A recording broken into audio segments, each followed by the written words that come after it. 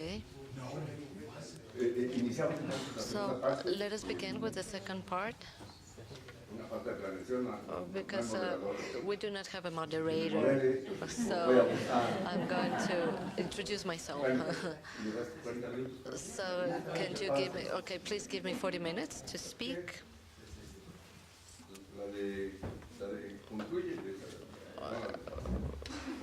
Okay.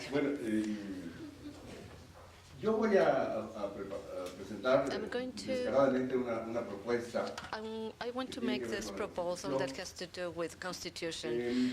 que viene de una This comes from preocupación por definir la a propiedad desde el punto concern de vista of estrictamente espacial. defining the property under a social-spatial standpoint. Mi propiedad sobre un terreno. Where, how, to what extent the ownership of a land happens?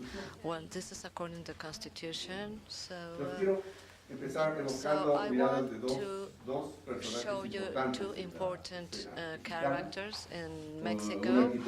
An architect that we all know, Teodoro González de León. I'm kind of embarrassed doing this comment because he's just recently passed away a couple of months ago. So, but his expression to the constitutional process was very significant because of the moment we are going through. He was interviewed in March when the constitutional process started, and this architect who was emblematic, he left a very important footprint. Personally, I admired him a lot. And what do we want a constitution? Like Mexico needs something else. This is what he said. Well, this means something. That Teodoro González de León having this attitude, and I'm going to explain you what this means in different parts of my presentation. On the other hand, I want to quote a federal judge, a minister of the Supreme Court, before the dilemma of the Encino case. I'm not going to tell you all the story, but this was like the first political crisis in the different political parties. So, and at the end, the court has to rule if an expropriation is eliminated or the street will be given back to the owner, or only it gives an indemnization. I'm sorry, even though the expropriation is illegal, I'm going to give you money for it.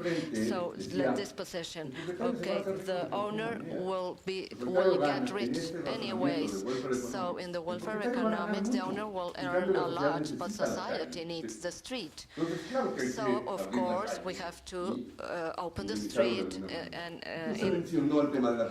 and give a benefit. So the surplus was studied, and this studied considered by the justice. So one of the justices said, what gave how this land obtained a surplus. So the value was for the owner or for someone else. The phenomenon of add a value is because it surrounded the city. So we're going to attribute a virtue because it was done by an authority. Of course not. The city surrounded it. This is Justice Aguirre Anguiano said that surplus or the gain belongs to the person, and the city is like a blessing that surrounds it. Well, the problem here is not that the justice says this, but nobody told him or her what to do, and it was legitimate. Well, by fortune, his position did not win, but this is an example on how a Mexican justice can think. So in order to give you an idea of the environment. So how we have to go back to the old theory of the social function of property, what are the social spatial conditions of our city, and also to reflect on the building space, thinking about the heritage and patrimony that the city has, and a susceptible natural resource to expropriation. So this is the most popular version. In Latin America, it's only one of the different ways by which the property crisis was overcome because of the social tension and the liberal tradition and the different spaces, thought spaces led to different responses. The first one is the Catholic exit, rerum novarum. It is similar to the inherent obligation from the Catholic theology standpoint. This is what St. Augustine thought about this, the positivism exit. Also, that it came from this organizational idea of society. They were thinking about the society as like an organism that has functions. The function can be the liver or the pancreas, and they used to think that way. That is why it is not, this theory is not as attractive. To substitute it with the idea that we have rights. So, we have Henry George, we have Richard Thorney. Well, in the foundation of the modern idea of state and welfare, there's different ways of articulate this. So, articulating this, so the social function of property is one of them, and it is not the only one, and this is as old as the crisis of liberalism, which is the crisis that was proposed by the communists. This is where the private property was born, and it has its own responses. In the Mexican 20th century, the social function of property does not appear in the 1917 Constitution. We have with the historian here with us. We have the Civil Code of 1928. Curiously, in almost Latin America, the Civil Code is the space of liberals, but in Mexico was the social function of property. So we have to read what the Civil Code of property states. But also the Mexican case law in the 20th century coined this social function of property like the official Mexican doctrine that was forgotten with all the boom of the neoliberalism ideas of the last 3 decades. So I'm not going to discuss about this as a doctrine. So what is at stake in Mexico City today? What are the processes that mark our city? And they should be the inflection point or the starting point to discuss the Constitution. What do you see without being a specialist in all urban aspects? There's a real property boom and a profound social exclusion. The model of development, urban development, it is not sustainable anymore. We have to tell this, even though there's no time to elaborate on this. A very important political data is neighborhood mobilization. It has polarized public opinion, but nevertheless, this is a real fact that is happening, and something that speaks so much about this. The city grew horizontally. Horizontal growth today happens in the state of Mexico. Regardless of how we have metropolitan policies, it is not the Mexico City government or the Constitution of Mexico City that takes charge of that. Mexico City is going to grow upward, vertical. Planning during the 20th century is how we expand horizontally, and expansion in the 21st century is how we grow upward if we are about to grow, because horizontal expansion in the territory in Mexico City reached a limit. We have the conservation of the land. We don't have the option to grow horizontally. I will not delve very much on this because the planners of Mexico City say if the city expels 30,000 families a year, they have to look at an option of where to live outside Mexico City. And as I said, we don't have more peripheric land. So who's accessing that space? It is the office space, and they are the high rental ones that are occupying this space.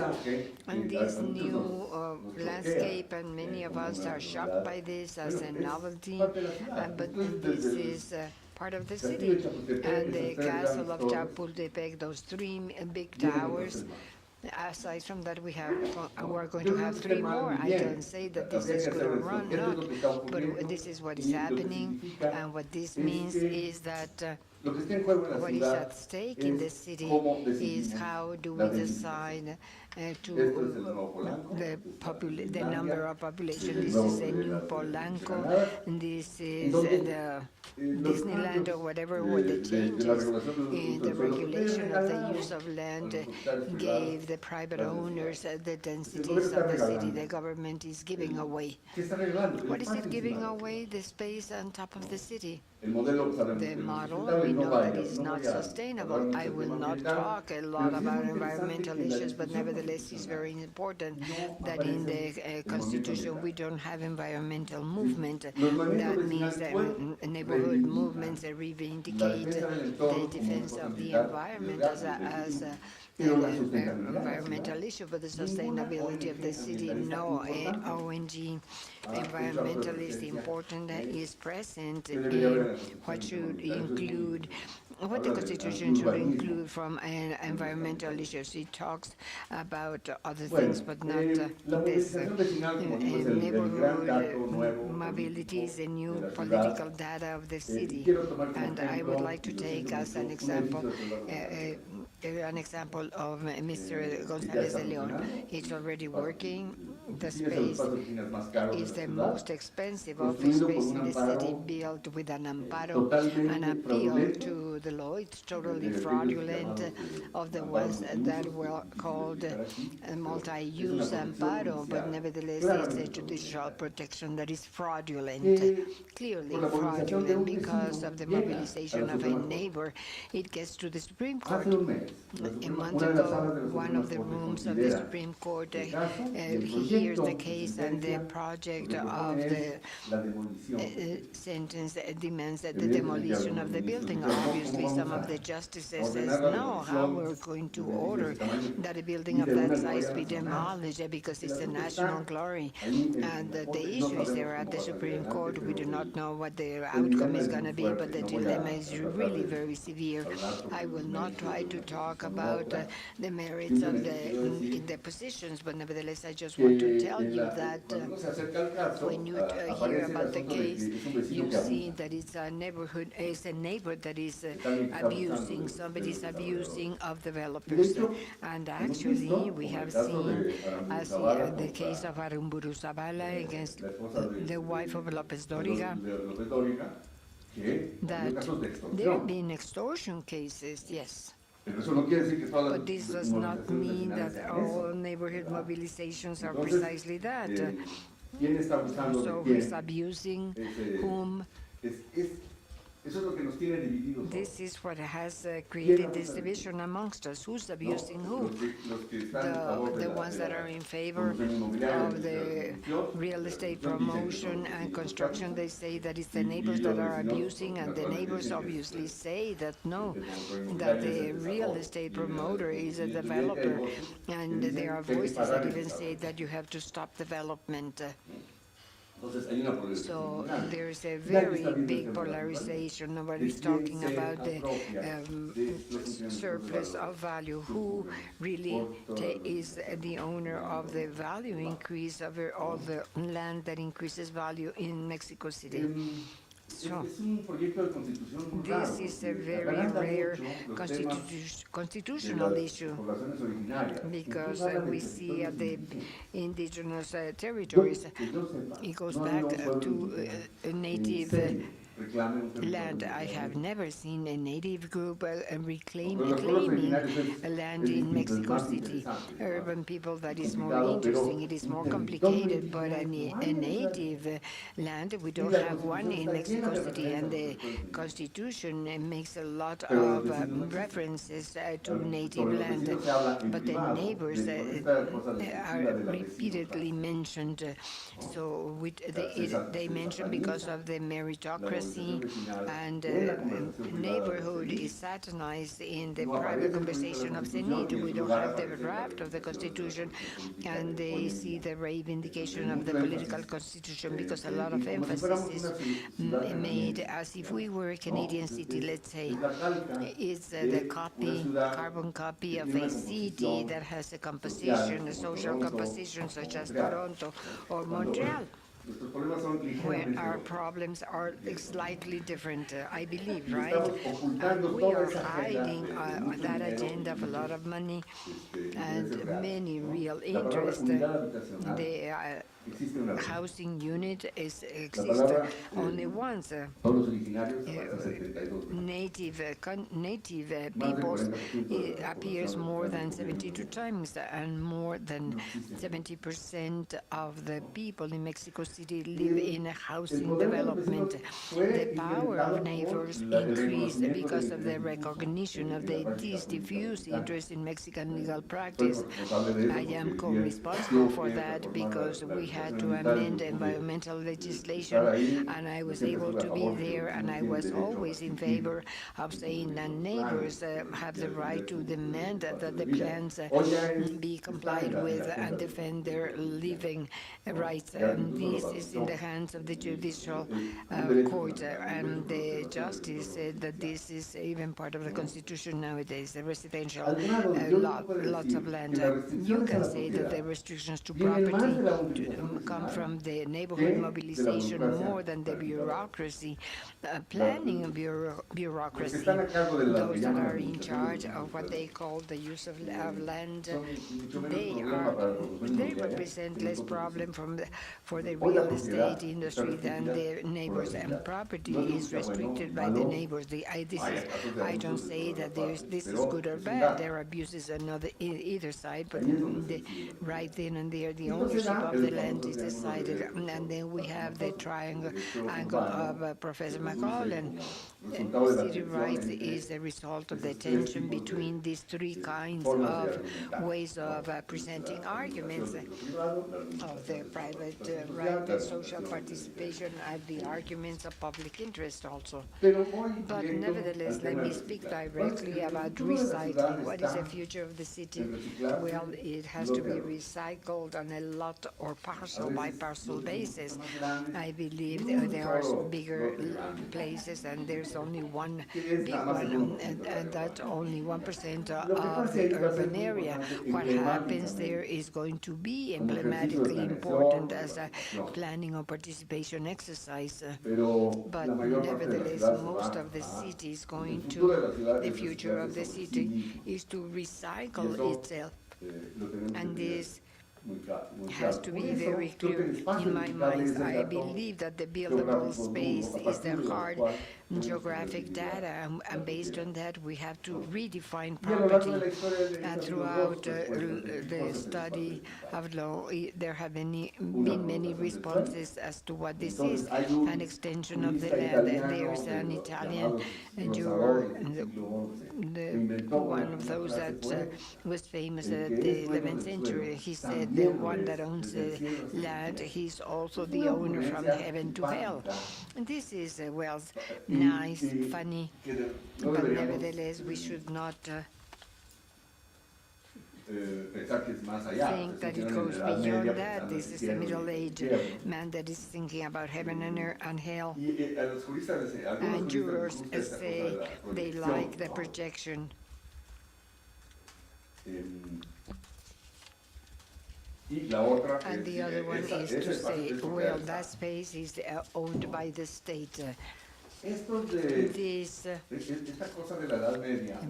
middle-age thing is not by chance. When Manhattan had the dilemma at the beginning of the 20th century, somebody who was not a juror expressed the expression of rights of air. And apparently, if I am mistaken, please correct me, this is a dominant policy in New York. The one that owns the land is owner of the air, and therefore he can do whatever he wants to do. If the rule says that I have this limit and I want to do more, I buy from the other one the rights to the air. And there are guys like, imagine who? Well, la obviously, manipulación de este the tipo de manipulation mercados. of this kind of markets, this is something that can make you a rich person and a very loving and darling person. La segunda And respuesta the es second answer to this muy is sencilla. Es una propiedad pública. is es el Estado. public properties owned by the state. En Brasil se ha generalizado una In figura muy Brazil, interesante que se llama la something otorga interesting onerosa del is derecho. popular, and that is the right to El gobierno build. le vende, The government el derecho a sells to construir. me the La right persona to y este es un build, mecanismo de and this is a regulación que ha dado mechanism lugar of a regulation that has muy, given muy place importantes. to very important Y que está experiences. verbalizado así. And this La is the versión way de it's 2014 verbalized. The version of 2014 says the consulting person is additional. There's a basic one that we're not going to be discussing, the basic core of property. That is where the legal gives the ownership to the prefecture. That is the response that we have from the public. I believe that there is a third option. It doesn't belong to anyone. As a lawyer, it's very hard for me to understand that something is owned by the state if the constitution of the country did not establish that to be so. We'd have to think either you nationalize the line and then you have to indemnify someone, or either this is something that by definition is owned by the state. I am thinking as a lawyer now, thinking about the trials in the future in Mexico, and I don't find another way of saying that this is public property. Sorry. We can hear you later on because there are many things that can be said about this topic. So that space, aside from that, it's hard for me to think that something that you cannot own individually is subject of being owned. If I am standing on my land, I cannot use that. That is above. This is not a thing. This is a means. What is above us? That is a medium whereas the wind, solar arrays function, and we need that space for this to happen.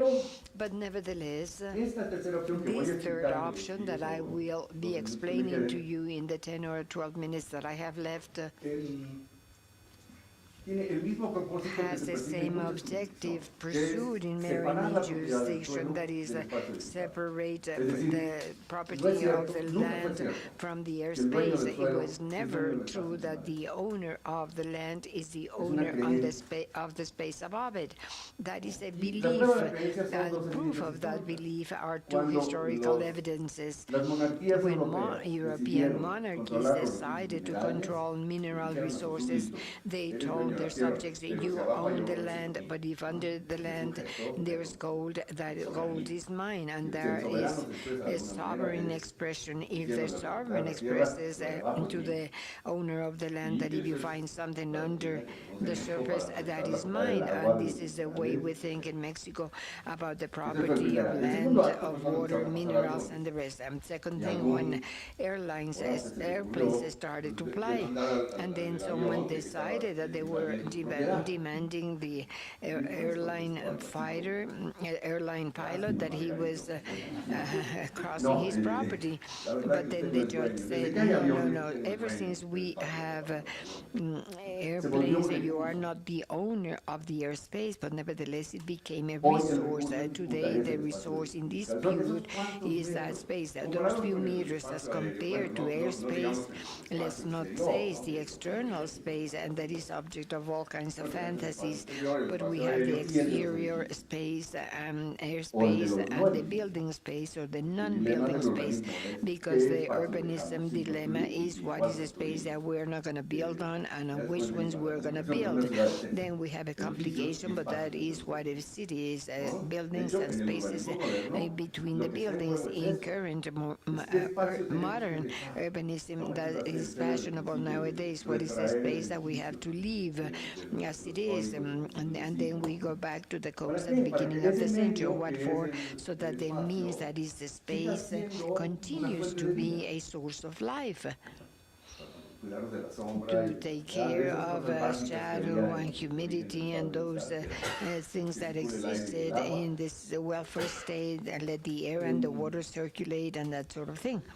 So, what do we have in Article 27? Just as I think that we do not have the basis that the space is owned by the state, what we do have is something that Miguel Ángel de Quevedo included, and his participation in the Constitution is hardly known.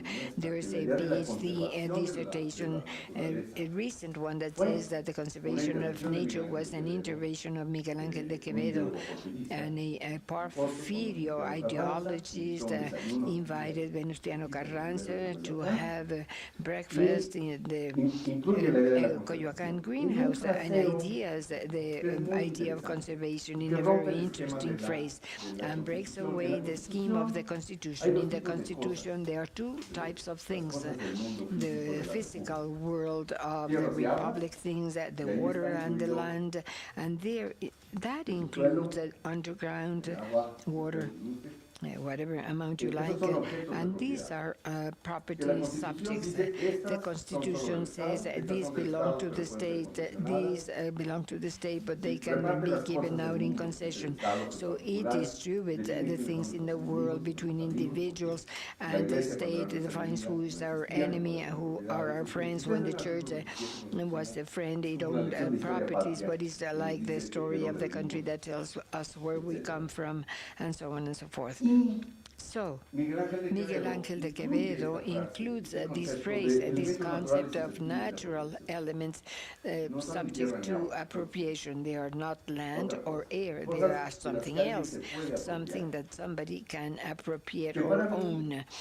In my opinion, this can be good. We can bring it to the urban context to think about the separation between the land and the air. In the text of Article 27 is far too complicated. This is a Baroque piece. I will give you now the privilege of the nation, that is the state, the right to impose modalities of private property, to establish different kinds of private property. I will not talk about that, but it says, just like to regulate for the social benefit the natural use of natural elements susceptible of appropriation in order to make an equitable distribution of public wealth. What were they thinking about when they put this mysterious phrase in the Constitution? I wonder. Well, all those things that were not subject intrinsically of being owned, they were not owned by definition. They can be appropriated. And I am thinking in the a bird that flies by. I sell parrots, and therefore I have my parrots, I get them, I own them, and I sell them. And then fishing, hunting, the wild fauna in general terms. And this is what Miguel Ángel de Quevedo was thinking about. Things that in principle belong to no one, but somebody can get to own them. And they say, these modern guys, we have to regulate that benefit. They are thinking, yes, very strongly in the conversionist state condition. It was a combination of science and love of nature, a very interesting combination in the 19th century in Mexico, and I believe that we can bring that to urban context today, because there is a commitment that the regulation works for the social benefit and do an equitable distribution of public wealth. So what is public wealth in the city? There are some patrimonial goods, some things that we all care about. Even though they are private property, we believe that they are public wealth. All right. Everybody knows that the owner of a 16th century house has something that we all care about. This is part of the public wealth, but also it is part of the public wealth, the valorization produced by the infrastructure, urbanistic regulation, and collective effort. That means that the urbanization process generates value. Y ese valor, And that porque es value, producido colectivamente, because it is produced collectively, riqueza pública de la ciudad. is a public wealth of the Por lo menos city. estoy proponiendo que se interprete At así. least I am No porque suggesting yo that haya be interpreted bajado in alguna this way, teoría not de because no sé I dónde, sino porque brought es el a texto theory constitucional que from tengo. somewhere, but this is a constitutional text that I have access Este to. espacio So edificable, this buildable space, ¿quién puede apropiarse de él? who can own De- it? de- That is the question De esa valorización. of that valorization. Decía Sonia Ravelo, Sonia Radello, a el orden Brazilian jurídico nos jurist, said garantiza la the propiedad de una juridical acción, order como acción allows de us to own some El orden shares. jurídico me garantiza I que owe soy some propietario shares de of la a acción. company, No and me the legal garantiza cuánto van a law valer. order tells me that I own them. It does not guarantee their El value. orden jurídico me garantiza que soy dueño de mi The terreno. law tells me that I El own my valor del land, terreno but es the producido value of the colectivamente. land is produced collectively.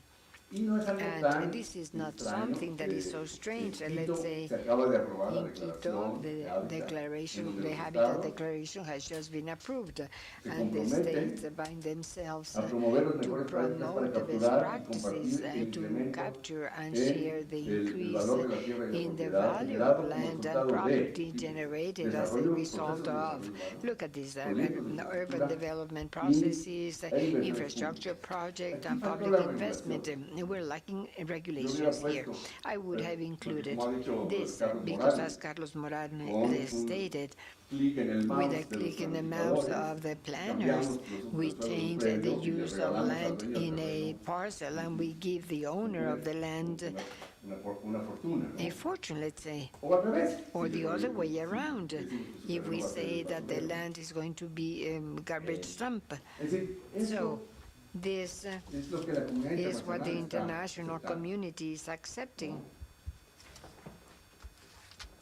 Entonces, voy a retomar I textualmente will lo que go dice back el artículo 26 constitucional. ¿Para qué to vamos what a regular? Article ¿Cuál es el 27 propósito of de the la Constitution regulación? says. Del Why aprovechamiento del espacio regulate? What does the delimitado. regulation say? Hacer una decisión We're going to be de la talking pública, about cuidar the su buildable conservación, space to lograr take un care of the desarrollo conservation, to equilibrado, achieve mejorar balanced las condiciones de development, vida improve en el life campo. conditions Eso dice from hoy the el artículo city 26. and the field. This is what Article Esta es 27 la of the tradición Constitution, constitucional que hemos this is olvidado how it reads completamente. today, and we've forgotten Y this yo creo que da entirely. como para And de I ahí pensar believe una we revolución based on urbanística that, we can think about donde an podamos urbanistic revolution where we can empeñar los valores en los que creemos y desde luego que use the values that we have and Un see par de what is declaraciones beyond para that. A terminar. couple of comments in Esto va contra el closing. mercado. This goes against the market, Esto es una nacionalización. and this is a Yo nationalization. creo que libera el And they mercado say inmobiliario no, de at la the restricción de la level of the propiedad del suelo. real Las estate restricciones que son is legítimas son different. las The ambientales y legitimate las patrimoniales. restrictions are patrimonial La and regulación de los suelos environmental. The tiene una rights serie de to use valores of que se land expresan has a series en of values that are expressed en restricciones específicas in a por razones specific ambientales restriction y because of patrimoniales. environmental and Esas patrimonial son reasons, las and restricciones those are the que se restrictions. imponen.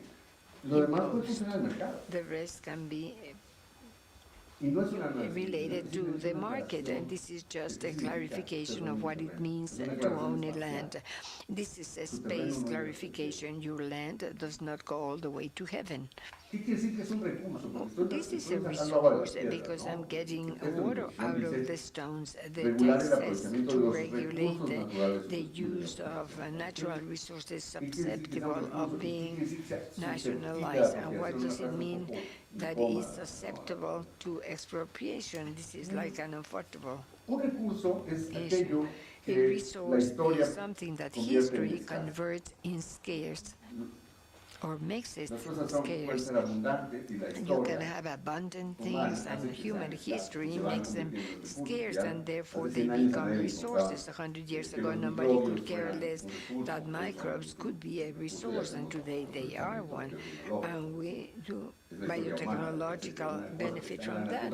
It's our human nature that something that you have in nature becomes into a natural resource. It was already there. There are friends that says, no, it is not a natural resource because it does not have cells. And people think that natural resources are only living beings. and nothing else. Susceptible a And susceptible to expropriation, well, that state can only be repossessed when we build on it. Pensemos en dos momentos. Let us think about two different points in time. I am in front of the land that is going to be sold to me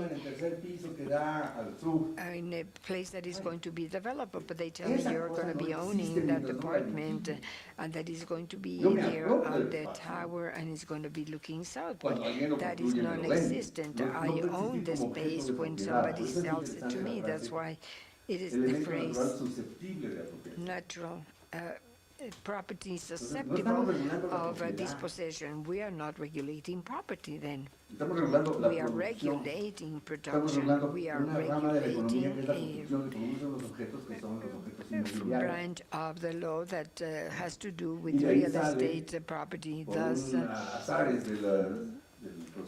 due to hazards of the constitutional right, part of the proposal to the amendment is the following.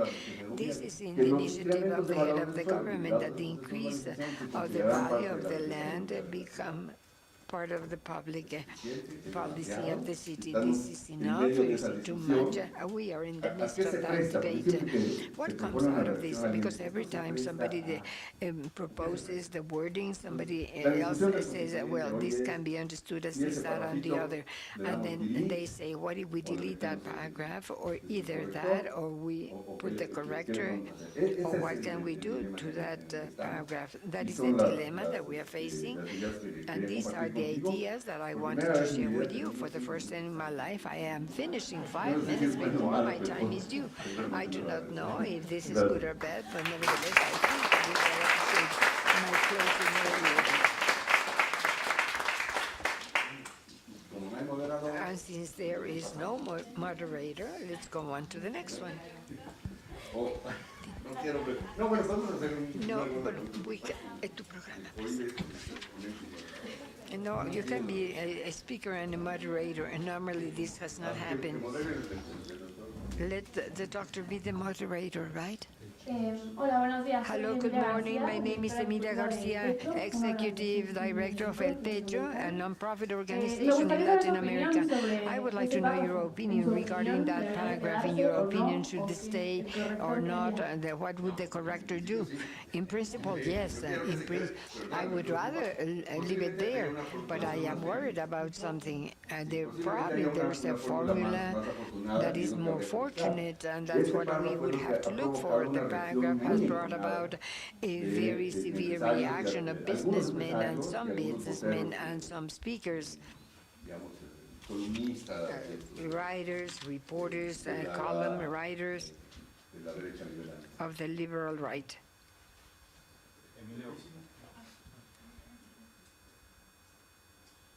Good afternoon. I am a reporter. To what extent this paragraph can be the basis so that the state recovers the additional value of the land and thus finance the right to the city, the new urban agenda, and everything that comes from Habitat 3? Habitat 3, but that is precisely the idea. That's what it is there for. That is the expectation. The state has many standards, but does not use them. That paragraph is there, but it says that it goes to, that is, goes after the value increase of the peso, the one that they do not modify the cadastral tables, that they are not careful to collect the transfer taxes, is not using an instrument that the law allows them. That means to say that there is none now. How many contributions for improvements do you have in Mexico City? At the end of the day, I was telling the following. Guadalajara was built with additional value, paid a macro amount, and the micro amounts was paid by the collaboration quotas. Who destroyed that? The oil solidarity. Who's going to be so stupid so as to pay the drinking water network if in the neighboring district the state was giving it away? So we are destroying a system, and then we have an example. Public interest. Okay, so who can tell me what it means, destiny, in Article 27? Eso viene desde el 70, en la reforma constitucional What about the 75, constitutional y marcar los reform destinos 75, and what is going to be para the determinar el use of interés that to público a través determine de the planes public con interest as through participación plans social, ¿o with no? social participation, right Entonces, or wrong? la pregunta So sería, then the question would be the el following. problema es que The si problem no is that if revisamos lo we que do ya not está en la review Constitución, what we entonces already have in enfrentamos a the un problema de Constitution, then we are facing a constitucionalidad. constitutionality La pregunta problem. sería, The question ¿hemos is, revisado la have you Constitución reviewed the lo Constitution suficiente para enough entender lo in que order dice to understand what de it qué, says, son los destinos what are the y lo que son destination las and contribuciones por contributions mejoras y lo que based son to lo que improvements? se llaman impuestos What is al called incremento del valor del taxes to suelo, the increase of the land o no nos da. Si no nos use. da, If it's not hay que there, we modificarlo. need to Pero si change no lo hemos it, utilizado but if we nunca, haven't never si es un used traje it, que lo if compramos it's en un fin de if it semana was de descuento bought in a y lo discount guardamos, weekend bueno, and pues, we store ahí it, está well, guardado. it's there. Qué bueno que What can we do? nos recuerda que Well, nosotros how good that that you remind us that the tax on gains was introduced.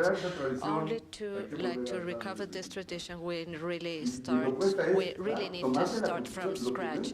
Take from the Constitution. This paragraph is very important, but we can discuss it. We are talking about the same thing. We need to go back to old ideas, but we do need like a stronger argument.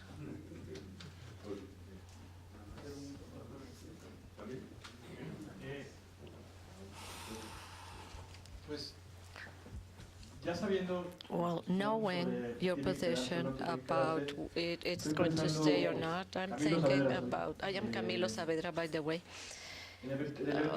Well, if it stays, and this will end up in the hands of the judges, how the judges can interpret in the light of the hegemony in the discussion of human rights and pro-person discourse, what would you expect to happen in the legal arena?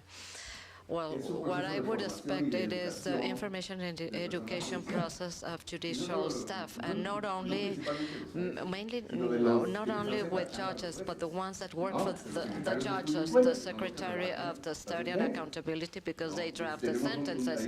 Well, there's a formation problem, and there's a new generation of judicial officials that are sensitive, that could be part of the aim of the formation program, so they will be able to understand this. But this is going to be a very long process. Well, I ask you, to end our Q&A sessions, to move forward, and then we can continue having this discussion. Well, because of time reasons, I want to thank Dr. Azuela for your excellent presentation, and then we will go to Brody Fisher, which is Doctor of History of Harvard University, Director of Studies in Latin America for the University of Chicago, expert in citizenry, rights of property and poverty in Latin America. Among her publications is the book of Poverty of Rights in Brazil. Thank you very much. Welcome. Thank you very much, Antonio, for your invitation and you for being here. Well, there's an image here at the very beginning of my presentation, and oftentimes we put images because they're nice, but this particularly, I hope you can see it. I put it because of clear reasons. This is the first favela of Rio de Janeiro, the place that used to be called favela, and favela term expanded in all the informal establishment in Brazilian cities. And I like this picture because you can see the favela in front, and you see, like Nicolas said, all the precarity of the favela. Literally, it is just about to fall down. Pero And después de then, esta precariedad, after uno the puede ver la ciudad precarity, you formal can see the de formal city 1920, ¿no? Y from uno ve las 1920, calles, and uno one of ve the los streets edificios, and eran edificios, buildings muchas veces oftentimes que eran una fuente de mucho were orgullo like de los the cariocas, los que people vivían en Río de Janeiro. that live Y in ahí Rio de básicamente Janeiro combinamos were la proud ciudad of. formal, And la then you have the ciudad formal city, the informal y informal la city, precariedad. and precarity. Y lo que voy a And what tratar de I'm going hacer to talk about el tiempo breve que tengo hoy today es poner is to esta precariedad, put esta precarity informalidad and y esta informality formalidad and this en formality conversación in con el discussions concepto del with derecho a the la ciudad concept of right to the y en city conversación con and lo in que estoy llamando conversations aquí el of problema de la what we call propiedad. the problem of property. Bueno, ¿qué es So el derecho a la what is the ciudad? right to Muchos city? de ustedes probablemente Many of lo you saben mejor all que yo, know pero this como better Antonio than me, dijo but que since Antonio iba a told ser me un that I was público going no to necesariamente de have académicos, quería meterme un not all poco of you en are la scholars, explicación so del I'm going concepto. to explain the concept. El derecho a la ciudad The right to es the hecho city desde mi punto de vista de por lo menos tres hilos, has like corrientes. three currents or three threads. El primer hilo The first es thread el de la is filosofía the política. political philosophy, a moral criticism to the delayed capitalism, that I'm going to elaborate on it. The second thread is about the right to the city as an occupation, a social movement that is diffused, that claim with its action the right of occupying and Y el tercer hilo the es urban un space. And the movimiento third social thread, a político social bien political articulado movement that que is busca well la articulated, incorporación that legal seeks de la the ciudad legal informal y la incorporation of reglamentación de la informal filosofía city and the política. regulation of political philosophy. So there are three threads. Bueno. Voy a empezar I'm entonces going con to el start primer corriente. with the El first derecho a la current, the ciudad, right to la the city imaginación and the política del political sueño de imagination of the dream of 1968 to whatever. occupy whatever X. Bueno, Well, como muchos de ustedes as many of sabrán, you know, la frase derecho a la the ciudad right se to the asocia city sobre is todo con associated Henri Lefebvre. with Henri Hay un error Lefebvre. en francés ahí, My French is que terrible. hablan francés van a ver, You will, disculpa. the ones that speak Pero French él will notice it, escribió but tres, he bueno, wrote muchos libros, like pero many tres que books, son but there are particularmente three that are importantes para el very concepto del important derecho a la ciudad. when Le explaining droit the à la city ville, concept. Le droit à la ville, urbaine, la révolution urbaine, du contrat de citoyenneté. That's my mistake. Citoyenneté. Y estos tres libros And those son three básicamente books la are expresión basically máxima the maximum de una idea expression bastante of a abstracta, very pero abstract que idea, tiene varios but has puntos several esenciales. essential El aspects. concepto es The básicamente de concept una is basically ciudadanía of a social social citizenry. y And requiere la it expansión de requires the los derechos expansion of universales universal rights sensibles a that are las necesidades sensitive colectivas, to collective needs, culturales y cultural materiales. and material needs. Los derechos que The son rights concebidos y no that are necesariamente conceived como are derechos not jurídicos, necessarily pero como are derechos, legal rights, but they are son rights, a la are información, right to a the la information, expresión, expression, a la cultura, culture, a la referencia, a difference, la autogestión, a los self-management, servicios services, y, por and, fin, el derecho a la and ciudad. lastly, citizen, Hay right una to, polémica right to the city. bastante There's a agresiva, very diría, aggressive policy, I would envuelta say, a lo que Lefebvre that quería surrounds decir to con what derecho. Lefebvre wanted to say Unos about dicen que right. él quería Some decir say que that el he derecho wanted to say a la that the ciudad right era to un the city grito was y una demanda. a demand Y and razón. shouting. Hay otros que And dicen there's others that say que no, o sea, that que en vez de ser un grito y instead una of demanda being en a contra shouting del and poder a burocrático demand del burgués, against the lo que bureaucratic Lefebvre and tenía bourgeois era una power, agenda he wanted to legislativa have an constituyente, o sea, incipient algo que legislative se podía agenda, convertir something that en could leyes. become in laws. Bueno, no voy a entrar I'm en ese not debate going to ahora, dwell aunque on en this, el but periodo de preguntas in the Q&A session someone can Pero ask quiero this, but I enfatizar want to ahora highlight que that Lefebvre was especially important in the world of political philosophy in the 70s.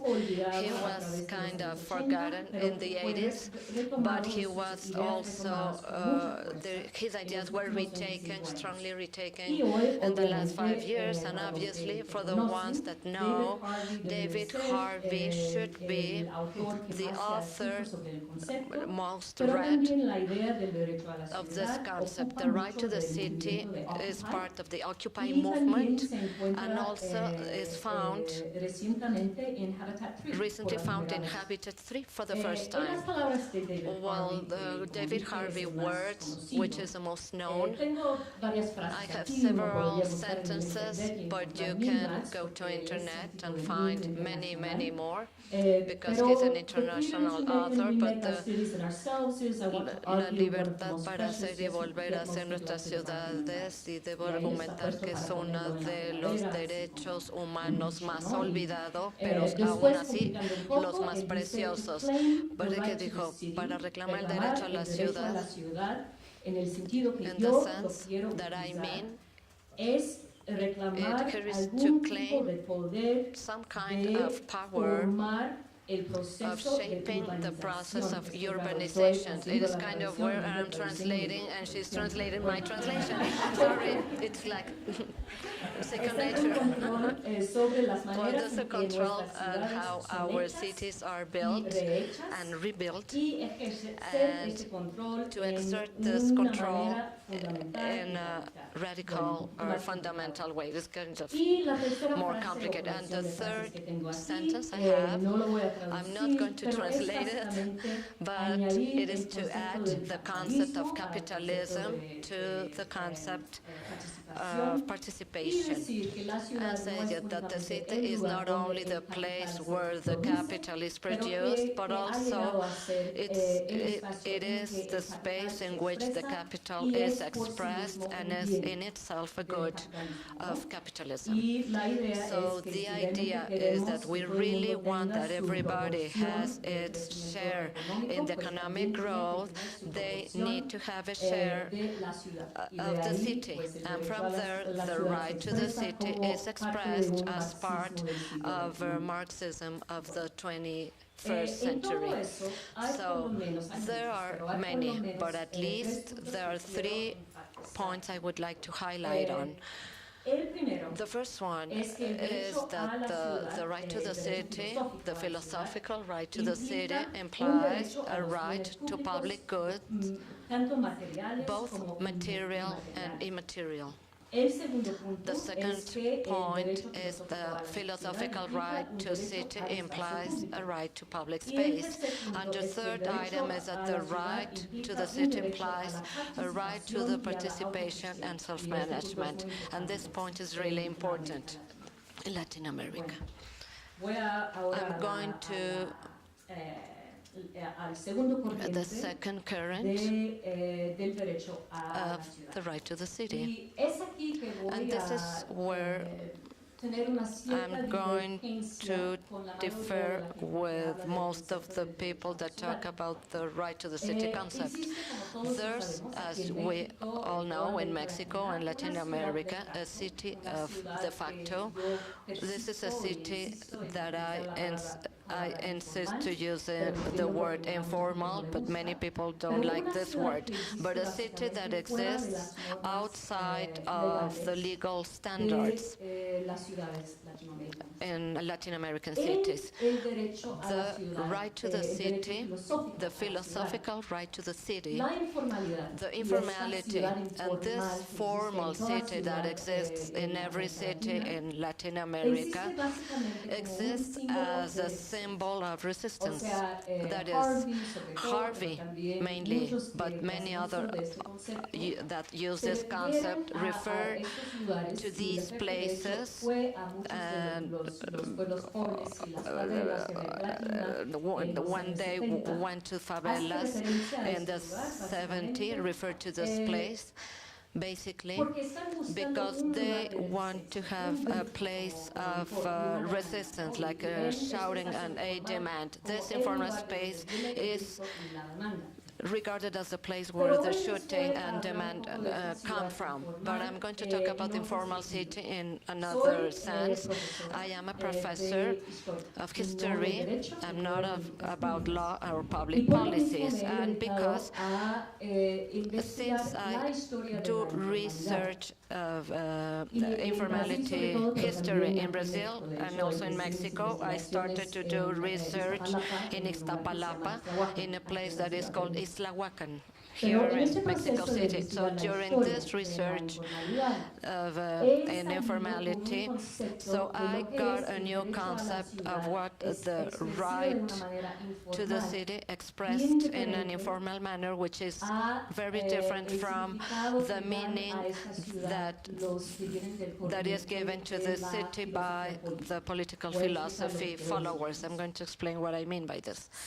Well, if we see the history of Latin America, we can see that informality, it is a diffuse occupation that is informal, but mainly very impacting. So at least in all the countries in Latin America, 40% or 50% of the cities that we have, de facto cities, are informal.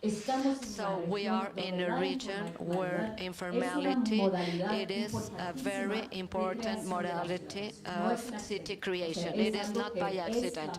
This is how the cities are made. The second point is that informality does not invade the formal city. So we have an image of the 60s or 70s that says that informality comes and destroys formality. No. If we think this, well, informal city existed before the formal city. All the cities were informal, except the main plaza and some squares or blocks where there was a formal organization. So the city itself was informal. The informality is raised by formalization or regularization of urban development, which is something that started at the end of the 19th century. Hygienization, planification, embellishment, and what is outside was not a city anymore. So the informality, the anti-city, was invented by the formal city. It is not the opposite, or all the way around. And the last point is that this trend of creation of informality coincides with an era of ongoing demands to the profundization of democratic citizenry and expansion of the liberal public power that represent a challenge to the private exercise of power. So oftentimes we think about the formalization of cities as an attack of the powerful against the poor, the marginalized people. And clearly this was the case, but at the same time it was an attack. The formalization was an attack to the power of the private people of exerting a certain type of private power in the cities. So it implied a public power and the invasion of public-private and urban spaces. And it's very important about thinking of the informal cities as something that emerged where there was a threat to the private power, that it was a very important power modality both in Mexico and in the rest of Latin America. So I do not have time to explain you what happens after the origins of informality, but basically we can talk about 4 social movement stages, but they're not social movements. That is the fact of changing the social world. Well, there are 4 stages that are continuous and they consigned. there are some dates. Each one has a level that will continue in the next stage. The first stage, the city is occupied, the urban law invents informality, occupation, resistant to eviction, a massive movement, but spontaneous and little articulated. So we have some images here from Mexico City that illustrates this stage.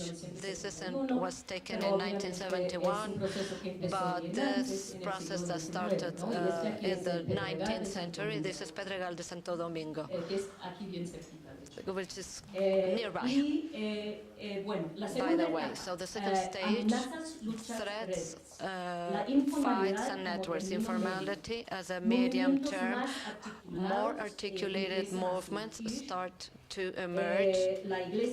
The Catholic Church, the communist parties, and populist parties are now part of the game. So we continue with the occupation, the invasion.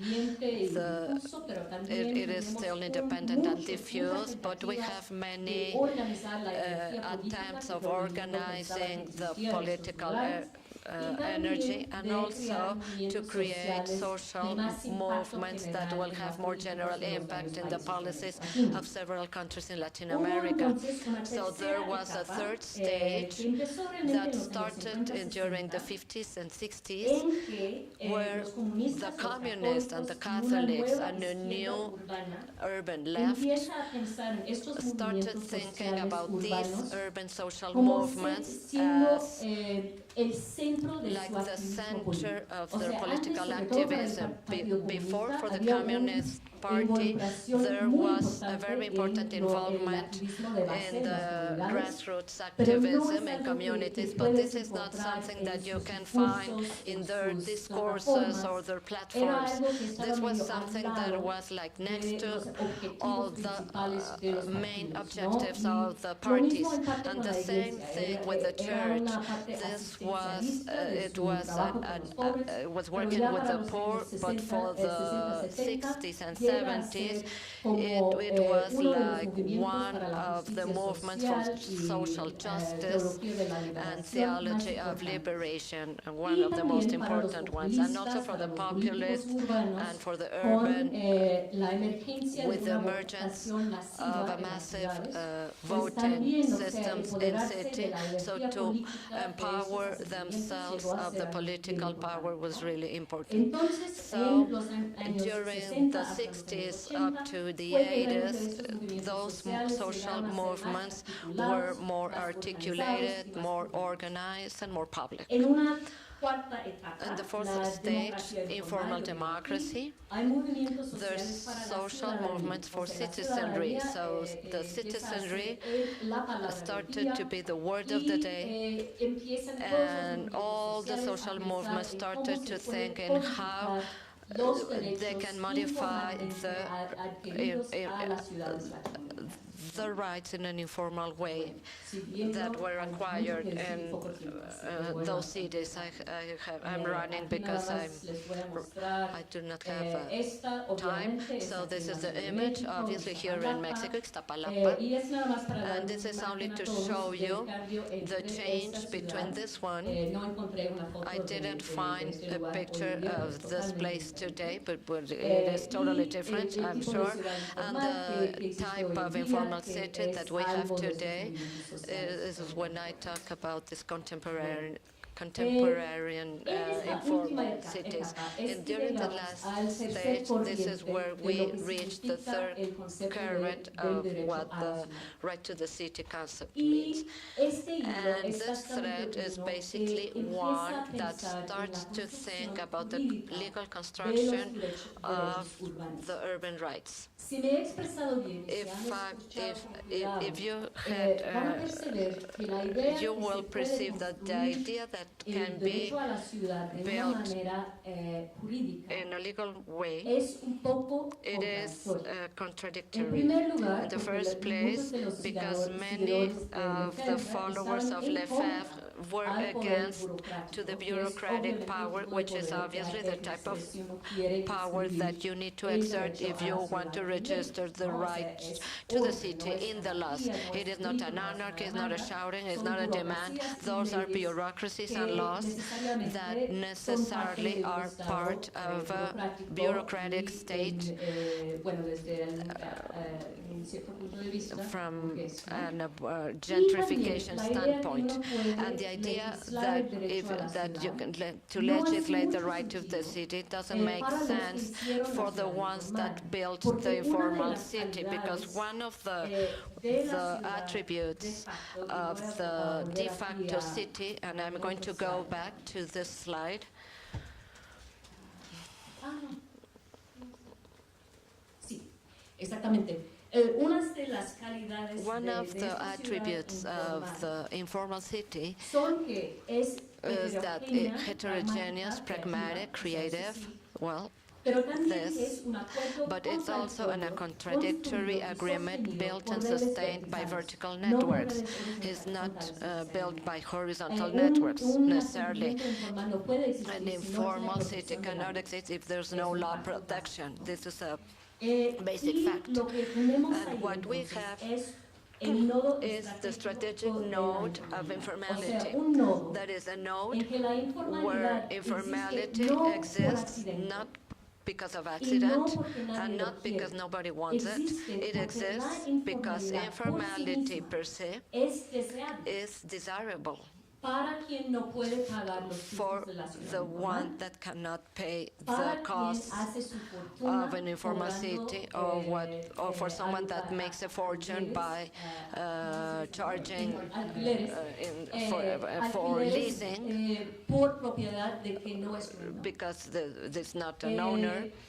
Quiere la So informalidad the político politician que en wants vez de informality dar that bienes instead urbanos of giving a urban los goods que votan, to the puede dar voters, protección they a la- can de la give ley. protection O sea, of puede the decir, law. voy It a can say, remover I'm not este going asentamiento to y por eso move or mismo van a remove votar en this, mí, porque mi agua this, y de otherwise you, para esta well, persona you need to la vote for me, informalidad so es informality, ¿no? they Y prefer para todos informality. que quieren ejercer algún tipo de And for poder the ones that privado en want un to sistema exert liberal, a private power in a liberal es system, vital, informality is porque es essential la fuente because del it is poder the source privado of en private un power estado in a liberal, state that ¿no? is O sea, liberal. este espacio So que existe this para space that el exists ejercicio de la for the discreción, de la exercising of tolerancia, tolerance, es la discretion, fuente del is poder the source of public privado power en una etapa en que supuestamente in el a poder stage político where es the public público power y, is public se derive de la and ciudad, is derived ¿no? from the citizenry. Entonces, dado So, todo eso, es un poco given raro this, it que is en weird los años that 80 during the empezamos a 80s hablar we de started la to construcción talk about the jurídica legal de los construction derechos urbanos. of urban Porque rights. ¿cómo nos Because vamos a how are utilizar we la going to ley use the para law regular in order to una cosa que regulate fue creada something that was precisamente porque created estaba fuera precisely de los because it was off the O sea, legal ¿cómo limits? podemos How we reconciliar can esas ideas reconcile que son those más ideas that are more or less difficult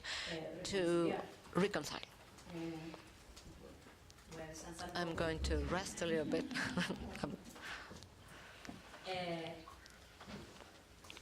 Bueno, esta construcción Well, es this paradójica. construction is paradoxical. It contradicts the exclusive tradition of urban planning. I cannot talk about this, but you know very well this tradition. Institutionalize a philosophical idea that many understand as a negation or denial of institutionalization and undermines the private power that is strengthened with informality. Impose public power, questions institutionalization of irregularity, which is a very nice sentence when we talk about this power status in Latin America, the institutionalization of irregularity. Of course, Antonio talked about this. I'm not going to dwell on this, but there are many, there's background in terms of legal tools to achieve something that is similar to right to the city. There's a social function of property. Well, by luck, Antonio already explained this. I'm not going to use my time to explain this again. In Mexico, in the Constitution, I have here the Mexican Constitution of 1917. No, in the sentence is not there with the concept is mentioned. But there's other sources, social function of property, basically Le León, Dugui in Argentina, Chile, Colombia. And in Brazil, the tradition of uncertainty with respect to property, that it gives a many important place to the position and the jus campion. This exists since the colonial times, and it is still survived in the 19th century because of they lacked a civil code at that time. We also have precedents in the tenants' rights, the utopia dreams of the modern times, and incremental taxes. Then they started in Chile in 1926. Many years ago, they started to use this tool.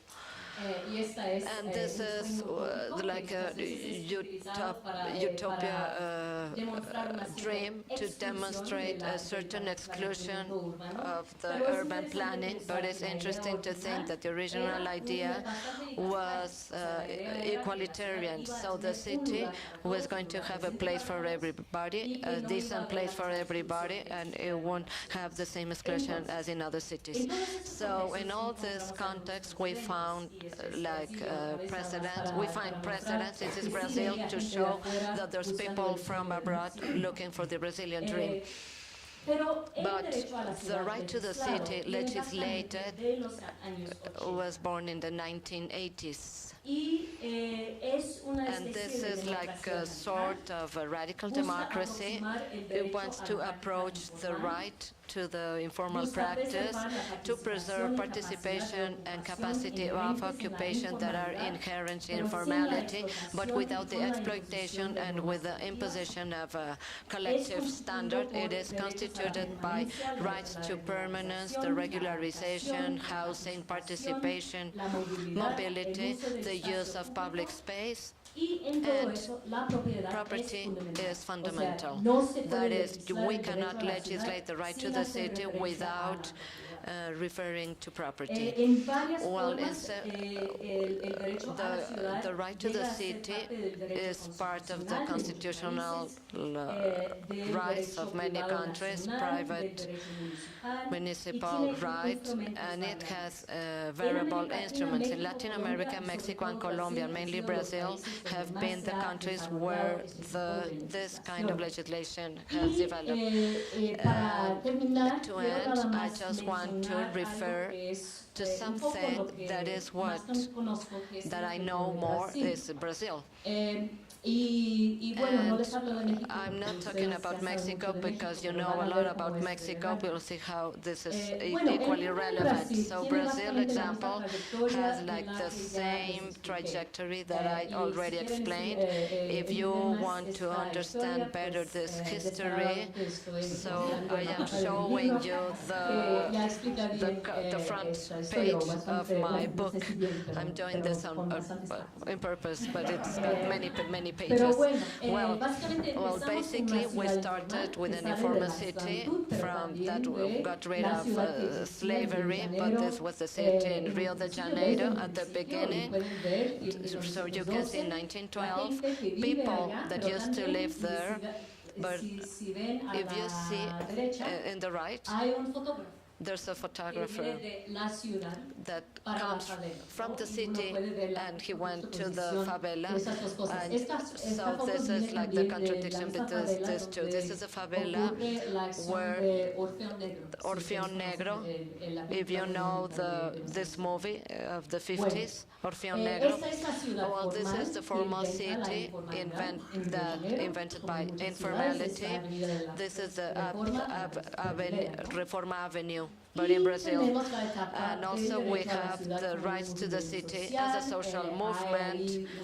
We have news about people living in the favela that they occupied the municipal chamber in Y después 50s, tienes and then we una have utopía insurgent que utopia supuestamente that es nuevo, supposedly es is new, transformativo y transformative, baseado en un and tipo de based conciencia on a legal, type of ¿no? Así que legal Brasil tiene consciousness. las mismas fases So que los basically, it otros has the lugares. same faces Pero as the lo other que es places, realmente but what is especial en el truly caso de special in the Brasil case of es que la Brazil is legislación that se the desarrolló legislation bastante developed temprano quite y con early un nivel de and detalle with que creo a que no level of tiene detail par that I en believe that ningún is país del mundo. O unlike sea, in no, any no country of the solamente world, en not only América Latina, in Latin pero en el America, mundo. O but sea, throughout the muy world. abiertamente Very estaban openly, tratando de they were trying legislar to el derecho a la legislate ciudad. the O right sea, to es the algo city.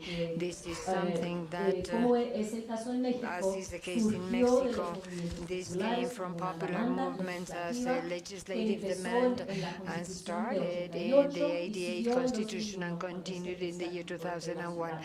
with the bylaws of the city. Este And estatuto, no this tengo mucho tiempo bylaw, para I don't have a explicarlo, lot of pero time se to explain resume this to you, but it's básicamente summarized con basically estos puntos. with these items. Es portugués, Is pero Portuguese, imagino but que ustedes nevertheless, I puedan imagine that you A can política read that urbana tem por an urban objetivo policy has as an pleno objective to desenvolvimento das order funções the full sociais da development of cidade social e da functions of the propriedade cities urbana. and urban La función property. social de la propiedad. This is the social Sus metas son property, urban sostenibilidad, property. The gestión logos has democrática, sustainability, democratic management, planeamiento, planning, servicios, services, distribución equitativa de beneficios equitative distribution of benefits, derivados del and proceso de urbanización, goods derived from the urbanization process, regularization and recovery and public investment.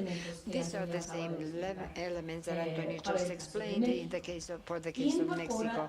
It includes the participation, the equality of access, collective production of the good that is the city. I have here a list. I will not be able to explain it in detail to you, but nevertheless, one of the things that came about from the bylaws of the city is are some legal instruments of the kind that Antonio is suggesting in this panel, and it's very, very innovating. This list that we have here, I don't have time to explain it to you, but nevertheless I can say that these are progressive taxes, environmental sounding, or determining of the zone that in the city they reserve areas for low-income people, and these are instruments that truly, in the context of Brazil and Latin America, where or are or turn Brazil in an urban laboratory during the past 15 years. I cannot explain the conclusion to you, and in some way the failure that this experience has been, but nevertheless I wanted to summarize it, just to put on the table some of the successes and some of the failures of all of this. Well, the successes, the guidelines 1450 of the 1700 municipalities in Brazil. This is also a very important novel situation, proliferation of innovative instruments, mass mobilization in favor of rights. People talk about urban rights nowadays in a way that they didn't mention before, and this per se is a process of being much more aware, and it's a very important process, but in this context there are also many problems. There is a regularization process that is totally a total failure. This has been, they have tried to give ownership documents and legalize informal cities, and hardly any city has been able to achieve this. There are very few examples of cities that have been able to achieve this after 20-some years of trying to do it. This is because there's a lot of resistance to the deinstitutionalization of irregularities that I mentioned previously.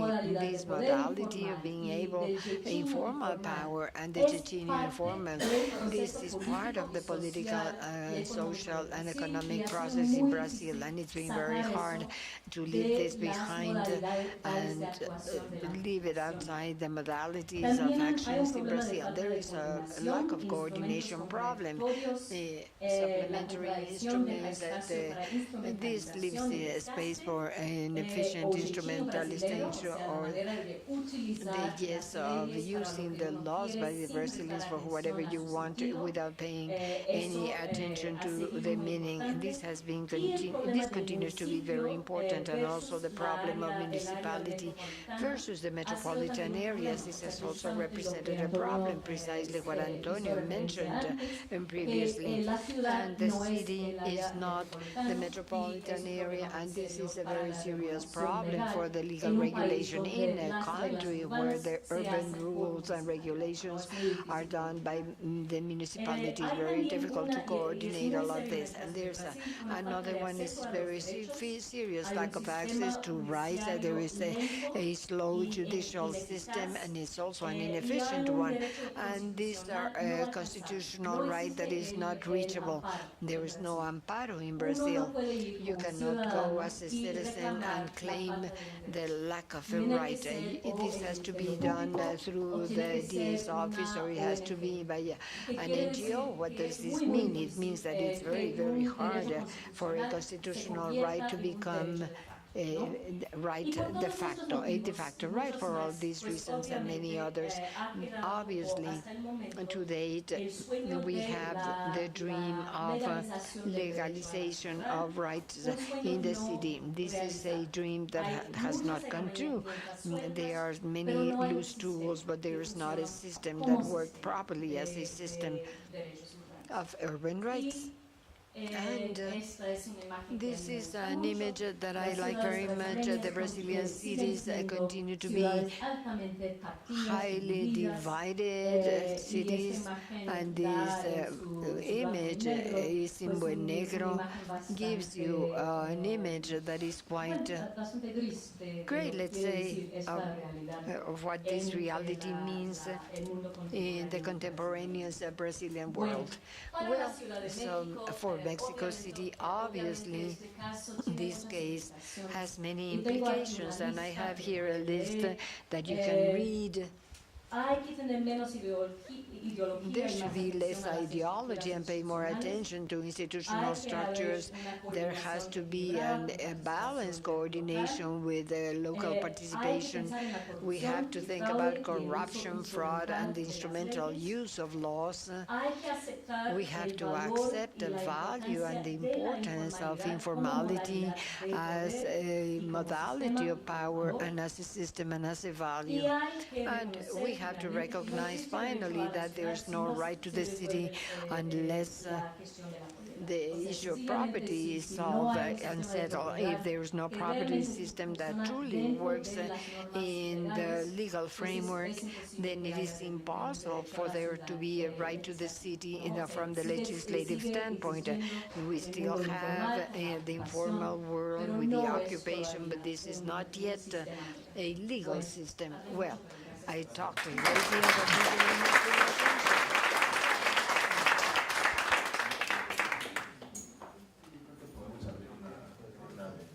I believe that we can open the floor for 3 or 4 questions, please. Okay. Greg Alexander, muchas gracias. Fue fascinante realmente lo que acabas de presentarnos. Yo no estoy familiarizado con este proceso, pero sí con un proceso bastante similar en Sudáfrica, que me lleva a 2 preguntas relacionadas. En Sudáfrica, el desarrollo de ciudades informales se da como resultado de las invasiones de terrenos. Un movimiento laxo de las provincias más pobres al cabo del occidente, que es más rico y no hay casa habitación, y por lo tanto estas invasiones de terreno normalmente son organizadas, son preestablecidas, como se asentaron los cuáqueros, que casi sucedió de la noche a la mañana. Estamos hablando de un proceso similar al que ha ocurrido aquí. Bueno, esto nos lleva a la segunda pregunta. ¿Hay un proceso por medio del cual las ciudades informales se convierten en ciudades formalizadas, no en el sentido legal, pero En cuanto a la infraestructura se refiere, porque esto empieza a suceder en Sudáfrica también. La más grande de los asentamientos informales en Sudáfrica se encuentra exactamente afuera del aeropuerto de la ciudad del Cabo, en Cabolillo. Es una ciudad que tiene más de 1 millón de ciudadanos. Esto empieza a hacerse formal nuevamente, no por de jure, pero sí en su infraestructura, no por la ciudad ni por el gobierno, sino a través de las contribuciones privadas y la coalición de las fundaciones alemanas, incluyendo la Fundación Benz, que donó miles de millones de dólares para finalmente crear alcantarillado, electricidad, generación de energía. Esto lleva funcionando ahí aproximadamente 30 años y finalmente va a haber, hoy hay la emergencia de una estructura real, la calidad de vida está mejorando. ¿Hay algo similar aquí? ¿Se está dando algo similar?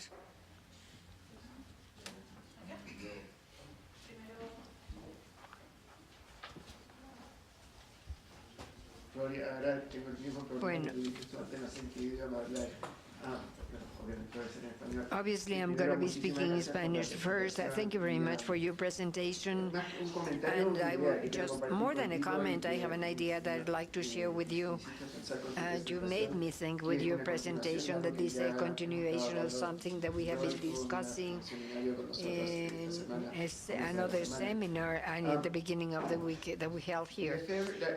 Well, something that is lost in general when you talk about the right to the city and you talk about the historical part is that one forgets the starting point of Lefebvre and the contemporaneous citizens were trying to define the city. And therefore, the right to city is something, part of that exercise. What is a city? And this is very important. And over here in the conversations, I've realized that what we have discussed here and we have in France also is that we are talking with two people that want to legislate on the city without understanding what the city is all about. And the same thing happened with Avida. I remember Avida very much. In Avida, this is being negotiated with the document of the city, but with people that represent things in the state terms. The idea of the right of the city from the standpoint that there are people in the system that is built by the state for the state and nations, and that it didn't make sense. So there was something practical in the language, but basically of the concept itself, and it came and gave no reason to what we were doing. So then now we are in Mexico City in a process of the constitutional process of the city of Mexico City. One of the lessons from Brazil, and I feel it is with ideology, but nevertheless, I do not know if it's one or not, but to create a constitution for a city is a very specific constitution. There has to be an idea, a conversation of what a city is all about, and I believe that we are making a constitution for a city, and you start to see something there that is quite impressive, and I'd like to see the development or to hear a little bit more about the history of Brazil, but I believe that in Brazil, intuitively, there is something there, and it's an urban country, and there's an urbanity, the history of everything that you mentioned, that in many places is non-existent, and therefore I leave it with that quite open, the topic. In a constitutional state for a city, you have to start defining what the city is all about and what we want to do with the constitution. I believe that this has been based on the script of the state. Thank you very much for giving us so much material to work on. Martin? Hay un tema, There is a topic here buscando ahí el tema de in qué es que está talking about surgiendo, qué es what que is están, coming and what estamos is viviendo ahí, happening, what are we living there recientemente. ¿Qué es, recently, what do we have? un poco esa dualidad de la The informalización del formal o formalización del formalization informal? of formal Y eso or the no hay una resolución informalization fácil of para esa formal. cuestión. There is no digo easy porque, solution to this. Let me tell you los why. procesos que antes The imaginábamos eran processes that we procesos imagined that los were llamados processes, the recientemente informais, so-called donde se ocupaba, informal, digamos, where una invasión supostamente espontánea, etc. Isso não spontaneously existe. moved, Isso and é this todo is processo non-existent. This is an econômico entire muito economic estruturado. process well As favelas structured. hoje em dia Is to know são today entidades que têm these are mercados, entities que that têm have regras, markets, que that they têm have Estado rules, dentro they de have a Estado, state within que a têm state, donde se and cobram impostos, e não they vamos charge para impostos taxes municipais, there. impostos They are locais. not municipal Tem but uma local série taxes, and they are a há series títulos de propriedade, of inclusive property reconhecimento, acts, há uma recognition. série, há todo There is sistema an paralelo entire que se system, cria, e em parallel algum system momento that is created. se busca, And there is a point in a questão time de qual where é you esse diálogo see what is the onde o diálogo dialogue de of formal, this, de informal, tem que se and the ajustar, informal has to tem adjust temas como las and leyes, adapt. You esse tipo have de coisas, that que são issues uma such as the tentativa, laws, las and leyes, this para quien não as sabe, something that es is una tentative in zonificación, this regard. digamos, This is the zonification, a special one of it, special social interest. This is recognized from the very beginning, and it will be to be able to comply with the laws, the official laws, and they are going to be formalized, they are going to be regular, and they are going to act according to its terms, and this is also done for new areas. And likewise, there is everything that has to do with, for example, closed condominiums that nowadays are regular practice in most of the Latin American cities, and they are as informal as any other regular or informal. They are really informal, and they violate the ownership, but nevertheless they have been tolerated, and they are not considered to be. These are properties that basically you cannot stop people from accessing them. So this is only to look at it, because this represents a challenge to us as to how we're going to manage and what about the solutions, supposedly formal solutions that are being considered for informality to produce social for low-income families. These social housing are informalized in 3 times. 2 minutes after they have been occupied, they have totally been converted because they are not well planned. People do not know how to maintain the business, and day number 2, they already have a business. So there is an entire, I do not know what is the challenge that you see, how you're going to be able to solve the problem. Therein, how can you are going to be prepared and don't be so proud about what is formal and what is informal.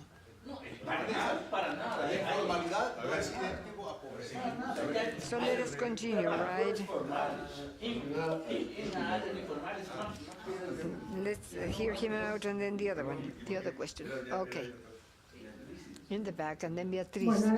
Well, to do this quicker is regarding what Martin just said, the 60,000 habitats that supposedly were formal, but they really don't have transportation, they have no water, 40% of the people are unemployed, or the houses are uninhabited. This will not be included as part of the city. So how is this going to be solved? And all the problem, no, this is true. I mean, you have to listen to me. And all the problem of leasing, well, ever since in the 60s, low-income housing in Latin America is not by leasing but by owning. This is a very important element to be taken into account. And this has happened throughout history. So thank you. And finally, let me give the floor to him. Okay, Dr. Fisher, congratulations for your presentation. I just wanted to ask you the following. Here, you mentioned and you stated in your presentation that urban habitat somehow defines irregularities. But here in Mexico, in Mexico City, we have a problem of human irregular settlement. That's what they are called. And they are behind any urban and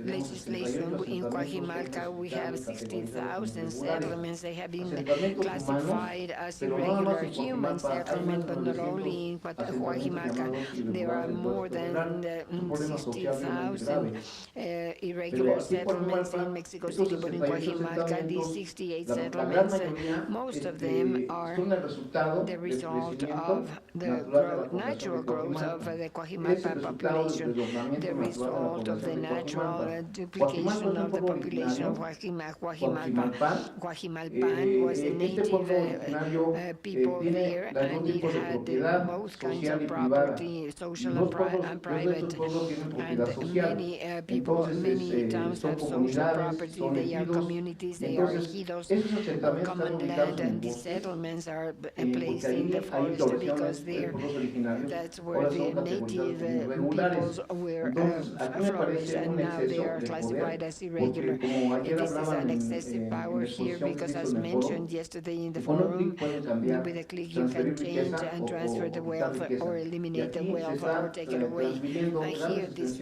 largest extensions of land are being sent from land of the native peoples are given to the real estate developers. This is an ecological reserve. This is one area. The most emblematic case is Santa Fe. We had 860 hectares of conservation soil, and only with a click they made it a housing settlement. Today is the Manhattan of Mexico City, a very exclusive area of financial and real estate economic power, and the population was taken away from the peoples, and they want to call them irregular, and this is not the result of illegal occupation. This is the result, let's say, this land is owned of the original native peoples. There is a contradiction here, and this is very severe, let me tell you, because today both the environmental DA as well as the territorial DA and the judicial power want to take away.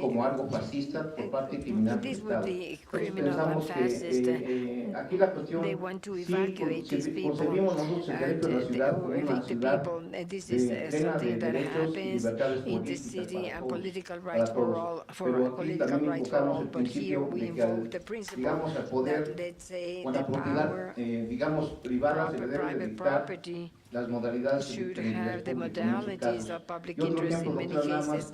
Another example, Doctor, I'd like to hear your point of view. There is a mega project that comes from Simapantepec to Observatorio, the interurban trains in Ampacatepec, Observatorio.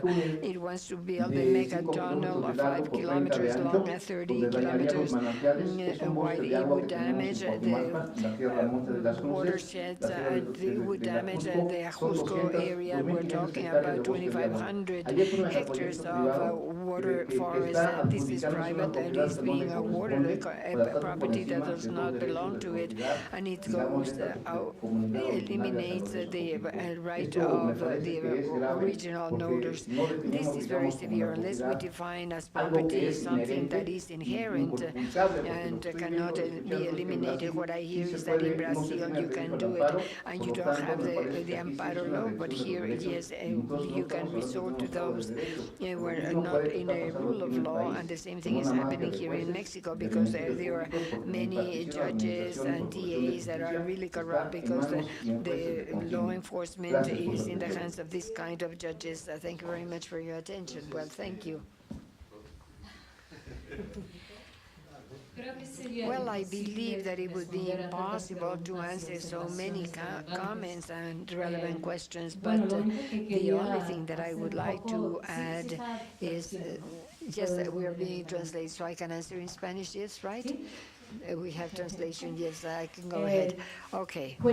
Well, let me tell you something that is very interesting of Mexico City is that this is one of the places where informality let's say, El espectro entre the spectrum between informality and formality has been more feasible. There is like an urbanization process that is progressive or progressist that has been on the one side like it leaves all the legal rules and legislation, but nevertheless you can foresee the process. You know that when people get to a piece of land, there are some political strategies and legal strategies they have to follow. And when the PRI was in power in the long period, the procedures were quite clear. It was a game that everybody knew what the rules were of, and the comparison with Brazil could not be more clear. In Brazil, there were so many parties, and there was such a big lack of homogenization of the formalization process that at the end of the day, they ended the urbanization and regularization processes and the providing of utilities outside of Sao Paulo. That is something different. In Latin America, we have a spectrum of examples and many others in this medium, but nevertheless, I can say in Latin America, it was urbanized prior to other places in general, let's say Africa or China or India, and most of the places that are informal have utilities. It's quite strange to find urban areas that do not have utilities. So in this way, it is a success if you are thinking in what the people has been able to achieve by occupying the space and thinking strategically in how to achieve permanence services. What is the urban existence outside the legal standards? The success has been quite impressive, but nevertheless what you say is true, that the legalization also is never permanent in Brazil. It's a joke to think that the fact that you have a document means that you're going to have the document forever. This is simply not the case. And as you say regarding Infonavit, of the houses that become informal, almost this is the very beginning. As soon as they are inhabited, there is a competition, a continuous process of political struggle. Antonio mentioned this previously. In the property in those cities, ownership in those cities is a political issue. It is not a legal issue. And regarding the right to city and legislation to the right to cities is precisely an attempt or a trial to gather this world that we have outside the legal rules to in the world that can be publicly regulated, but this cannot be done because there are so many things, and the examples that you just mentioned are precisely examples of how the several stakeholders can use the instruments of legalization, of urban planning, precisely to achieve objectives that have nothing to do with the assumed ideals that rule the cities. These are an instrumental use of law that denies the possibility of the law really being a system to give rights in the city for all. And for me, this is the main problem, that is the coexistence of those power sources that can use the laws without believing in the system. Well, thank you very much. Well, in closing today, let's give the floor to Dr. Pablo Larrañaga. He's a researcher of the Legal Research Institute of UNAM. He's coordinator of the digital platform in regulation, public policies and development, and also coordinator of the institutional investigation, regulation and economic right. Dr. Larrañaga has been involved in the study of ownership for many, many years from different perspectives. And let's welcome him. Well, thank you. I am going to try to be brief, especially because how late it is now. and I don't think that I can cover in less than 40 minutes of what I have prepared for you. But thank you very much, Antonio, for the invitation extended me to this seminar, because it gives me the possibility to try from the regulatory standpoint topics that, can you hear me now? Topics that, such as urban property, that have not been directly within my work area, even though in the digital platform that was just mentioned of the political policies, we have a line of work regarding the territory and the sociability of the structure and sustainability of this.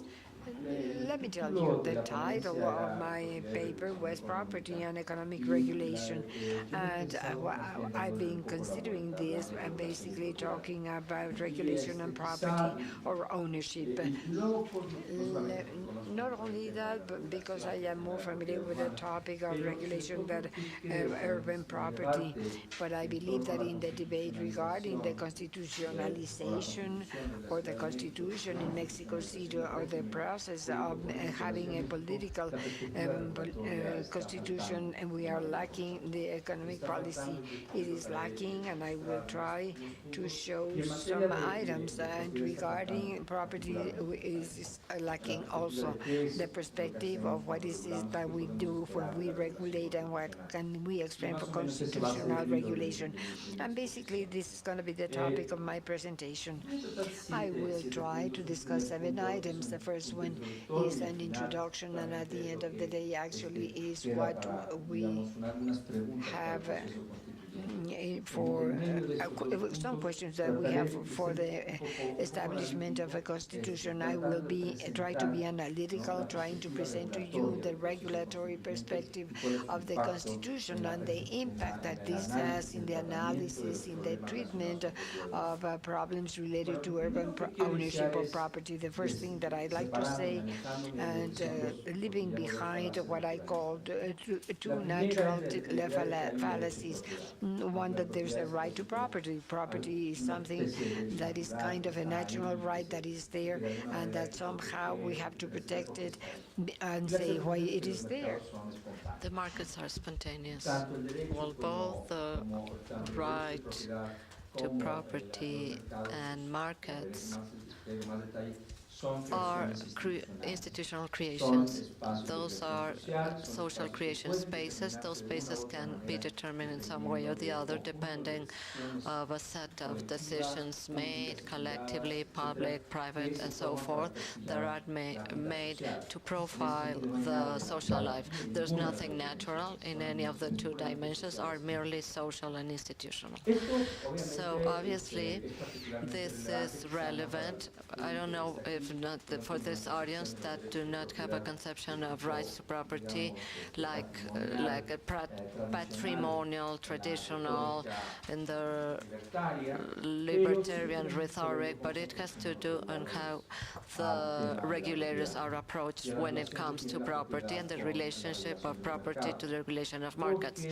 Because although many economists have had the idea that the market rules are grow and build in institutional embeddedness.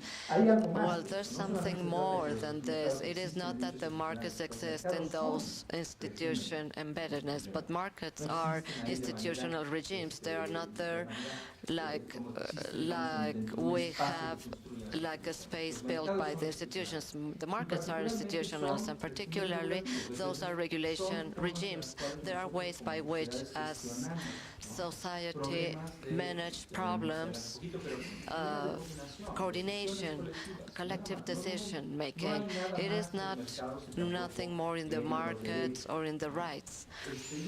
Well, in this sense, I think that this is not this is familiar to you, because we're talking about the property related to territory. Property can be this or that. It could be could have front borders that cannot be trespassed or can be trespassed. It has a diverse geometry.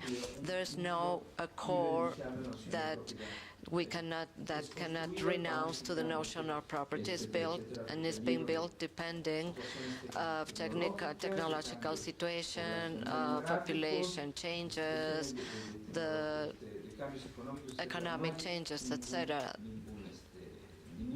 There is no essential core in the property notion and market. So that's why I think it is important when we approach the relationship between regulation and property to put in the center the context, the ideology from which you are approaching, and it's an election problem, how we want to build the right to property and what are the regulatory regime that we want to apply to that property regime. And also this has like a second aspect that I think is equally important. It puts in the center of the regulatory debate the standard problems. Regulation has a technical dimension. It is unavoidably technical because it's aimed at social purposes, adapting to certain social media available. But it is an election. We need to justify it, and the election is going to be justified in terms of the results in the light of certain values, of a certain criteria.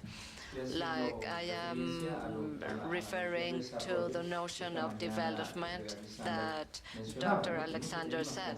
We need to have a consumption and a standard from which we're going to evaluate our regulatory regimes in property matters. I do not have a technocratic vision in this sense.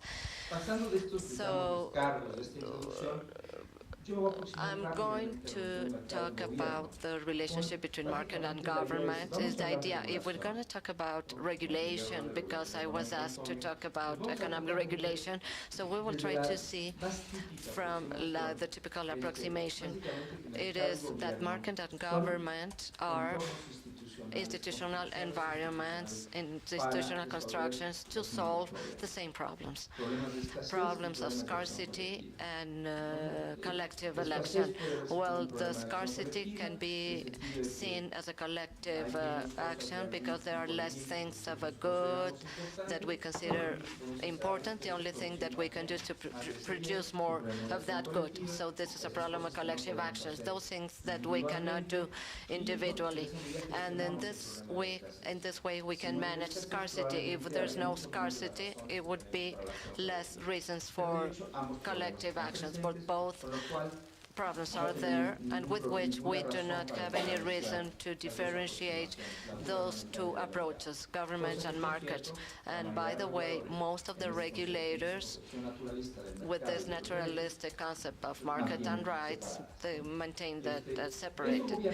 So this obviously is a simplification of the analysis, but this is a simplification that is good to do in order to have a dialogue with regulators, and also to have a dialogue with jurists, because they do not understand that laws are used to solve problems of coordination. So you have to give in on both sides in order to build a conversation space, in order to make forward in a better understanding, a common understanding. And in this sense, I understand there's a simplification, but it is important to be able to understand this in order to see that there are processes, alternative and totalized processes.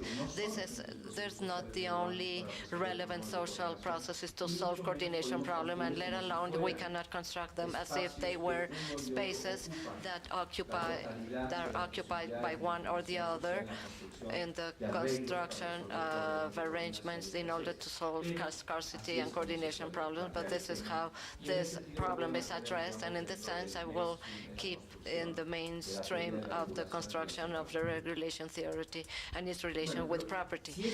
But if this is the case and we accept this, we cannot forget that property or properties, the ways we build property, is an essential part of the construction of any market, of the relation of any market.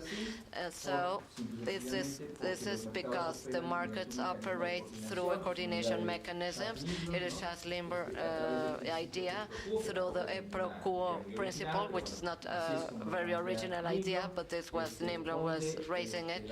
So where coordination is given through, gives something in exchange of the other. This is in the core of any economic theory. The notion of merchandise determines the notion of marketability. This is seen as any economics. You can only build the notion of merchandise, which is a condition of the market. It only exists in a market where merchandises are there when you establish a kind of property modality, a sort of property, the control on the good, the capacity of excluding others of the use of the good in order to make the susceptible to be exchanged. I'm not saying anything that is new in terms of economic theory,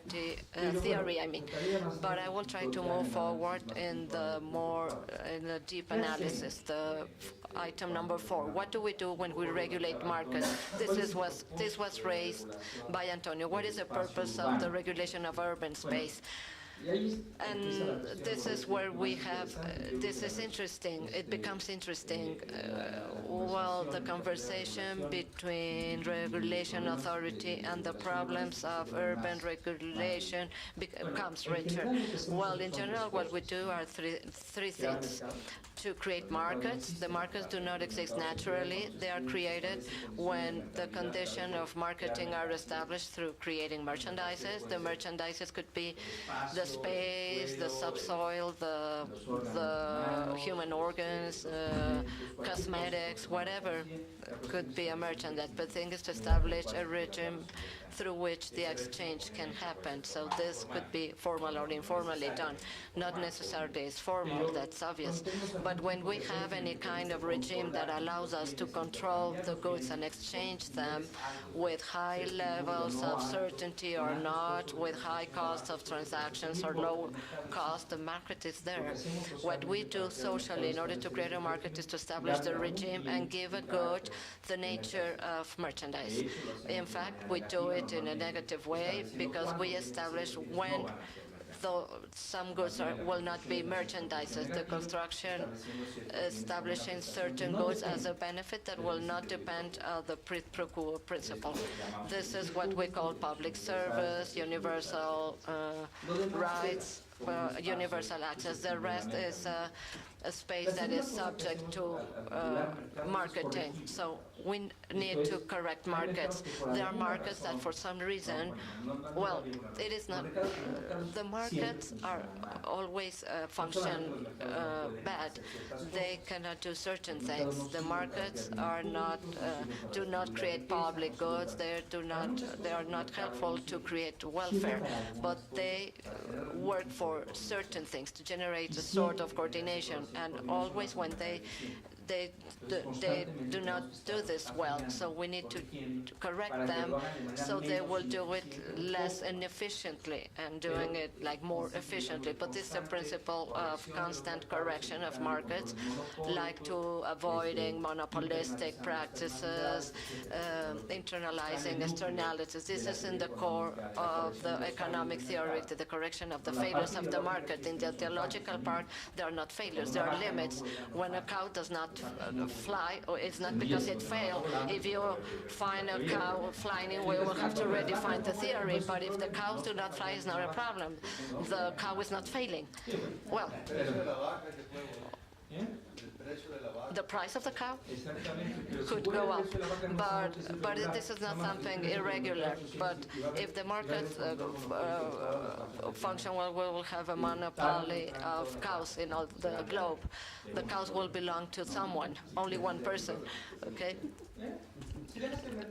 If you let the market work without correcting it, okay, move ahead, someone, a corporation, Monsanto could be the owner of those cows, UNAM.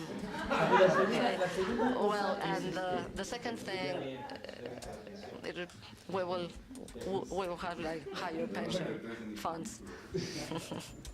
And the third thing that we do is we limit markets. We establish boundaries in marketing. We can do it, but not to a certain degree, what we call the public interest theory. The market may exist, can be developed, but with certain boundaries. The rights of protection of consumer rights. But it worked, but to this point, with these limits.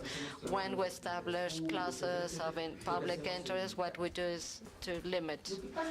The thing is that to create and correct and limit markets, those are very different things when we think about different dimensions of markets. And this is the fifth point.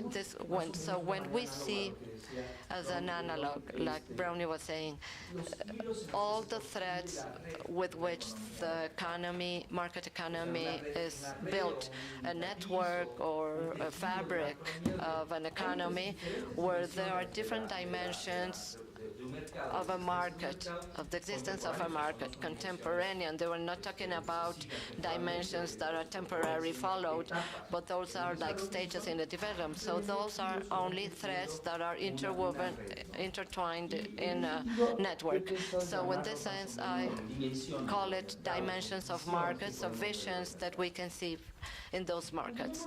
So when we see the markets as mechanisms, the great problem as coordination, social mechanism, the problems are about information. The great argument of the Austrian economy, Hayek, that this was inherited by Chicago boys without knowing it. Well, some of them knew that, some others did not, and some of them intentionally forgot it. Well, when we talk about Hayek, like the most liberal or the most in the school of Chicago, it's very serious for the Chicago school. But the problem of information, the reason of having this mechanism is it manages lack of information, and the social elections are better if they are done in a coordinated way through the spontaneous order of the market. This is the argument. The second element of the second concept that is behind, or the second topic or problem that solves the market is the social utility linked to competitive balance. This is a classic theory of a competitive balance and all the standards of the market based on the competitive balance theory with Pareto's laws. Okay, this is a problem that eventually, when I create a market by visualizing these topics, if I'm in the time, and this is what is going to solve the regulation, you have to create the market because you're going to be solving information. The market will be created. You will be able to achieve the competitive balance. So this has to be demonstrated. When you create or correct or you limit a market, obviously, to what extent you are solving social utility, but we fall short with this. There are very few justifications in terms of the regulatory regime of a market to establish norms or standards. If otherwise it's very poor. It doesn't have like a good foundation.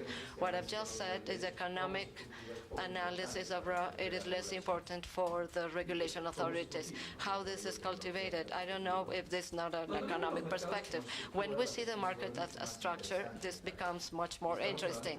And we're talking about the formality, when we see all the problem of asymmetries of social power in the coordination process through pro-quo. There is no need to be progressive in order to say that, to see very clear that not all the people participating in the market have equal social power, so only in the distribution of property.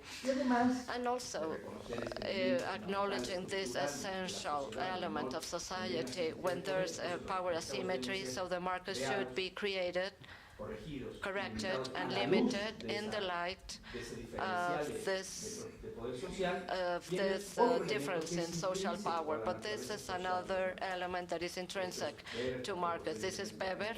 I am not the one who created this, but the markets are violent processes, so to speak. They are struggle processes.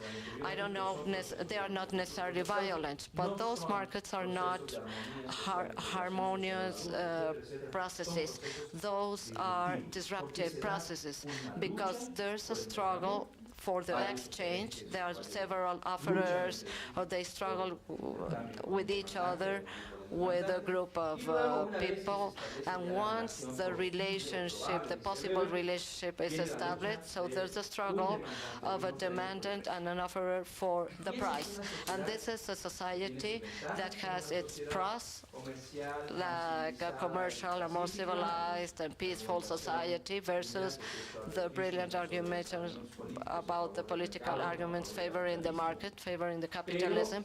But from the social perspective, obviously, this is a disruptive process.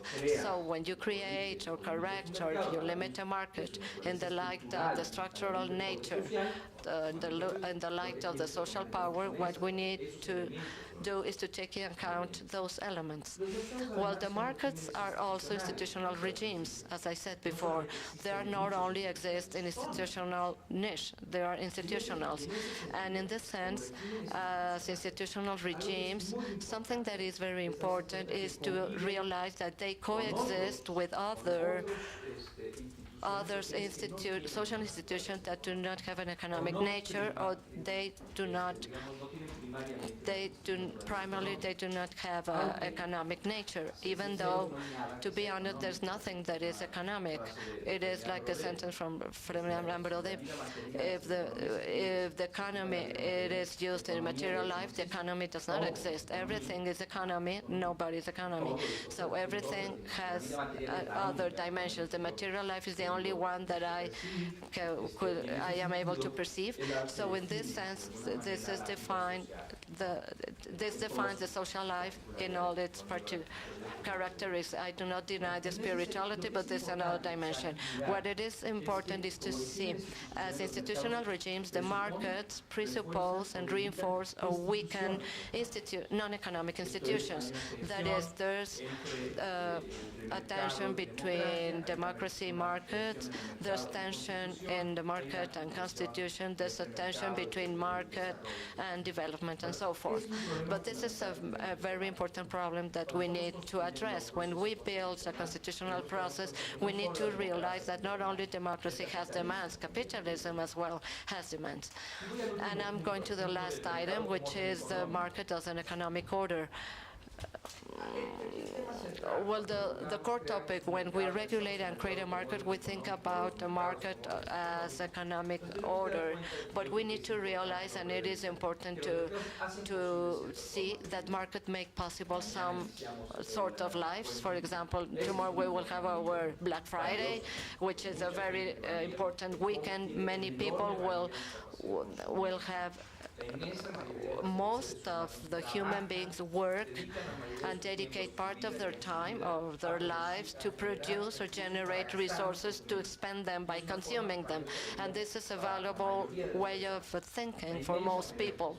Most of the people think that way. Probably people don't like this, but this is what generates the economic and market order. Does not generate contention in consumption, does not generate protection of environment. No, they generate like the good weekend, the good Black Friday. So, but things are made possible and some others impossible. Or there are other ways of life that move away from those values. And the second item, when we talk about economic order markets, we cannot talk about regulation of any kind of market order without thinking in the development horizon. It is to go from the notion of growth, this growth, economic growth or growth of anything else, of a population, or without having the problem that is the same to growth and to be developed. What is like the notion that we have of order with respect to the object that we have? I do not know about this, but when I was talking to Antonio, I thought, what is the idea of the creation, the regulation, and the creation of an order without the standard of development? It is only to go in some way to metabolizing socially the change, or there's an idea of progress that we cannot get rid of, well, in terms of regulation, to have an orderly change with higher systemic properties. I don't know. This is something that we need to overcome.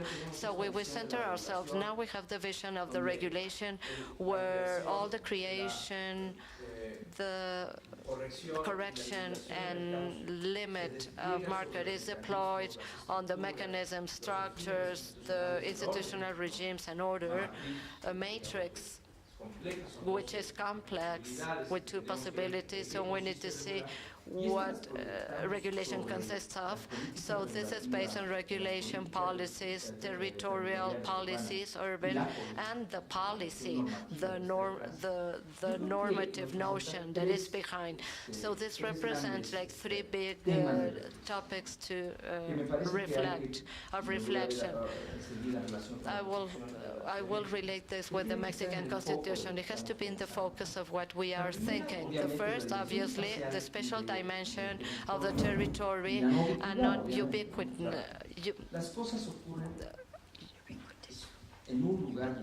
Non-ubiquity. So to be here and now. There are other elements of regulation. When you regulate an activity of urban nature, territorial nature, a construction space, zonification, when we expropriate, you're creating an effect or where and when things may happen. They cannot be displaced neither to one place nor in another time. The regulation is different from the financial regulation, from the investment regulation, the technological. There's a spatial restriction that becomes temporary immediately. And this makes regulation in this field is particularly complex. You cannot displace investment in technology because in 10 years of time you will have developments in technology and the cost of today can be justified on the benefits of the future and then we'll generate a development model. No, I think this problem is complicated. And another problem is the territorial regulation as an order. What does that mean? When we have the sector of telecommunications, for example, we can in some way establish a dissociation between the regulation to have a network and the regulation of the market that will be operating on that network. So we will do like trade-offs. I will let you to monopolize the network by an economic agent, and then because this will allow me the investment that in the long run with this infrastructure a market will be created. So there's a dual strategy, a regulation and investment of capital with a return in the long run, and then I include expecting on the market to grow and generate a public earning. So I'm playing with two or more variables in the models, and this is very difficult to do in the territorial field. The order and the model exist or do not exist. I cannot play with incomplete models, so to speak. And this is, I would like to elaborate on this well in further works.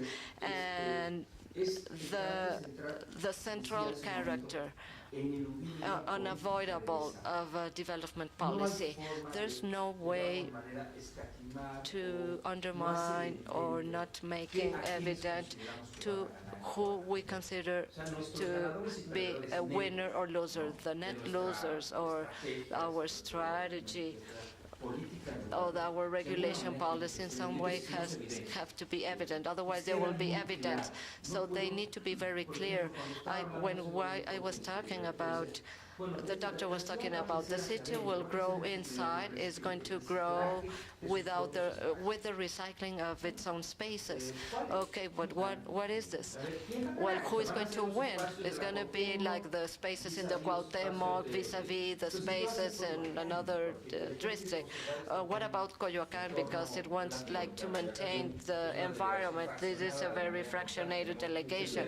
We have Pedregal, Santo Domingo, and we have this area of the center of Coyoacán, which is not as homogeneous as we may think.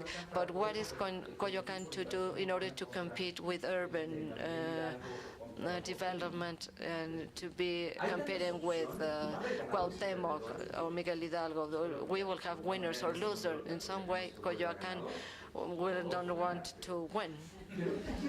But what's going to happen? This has to be there.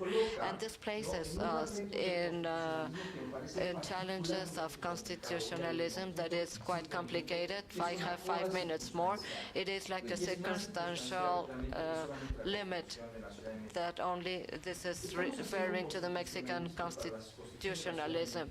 Are we doing constitutionalism, which is a sign of the bad era?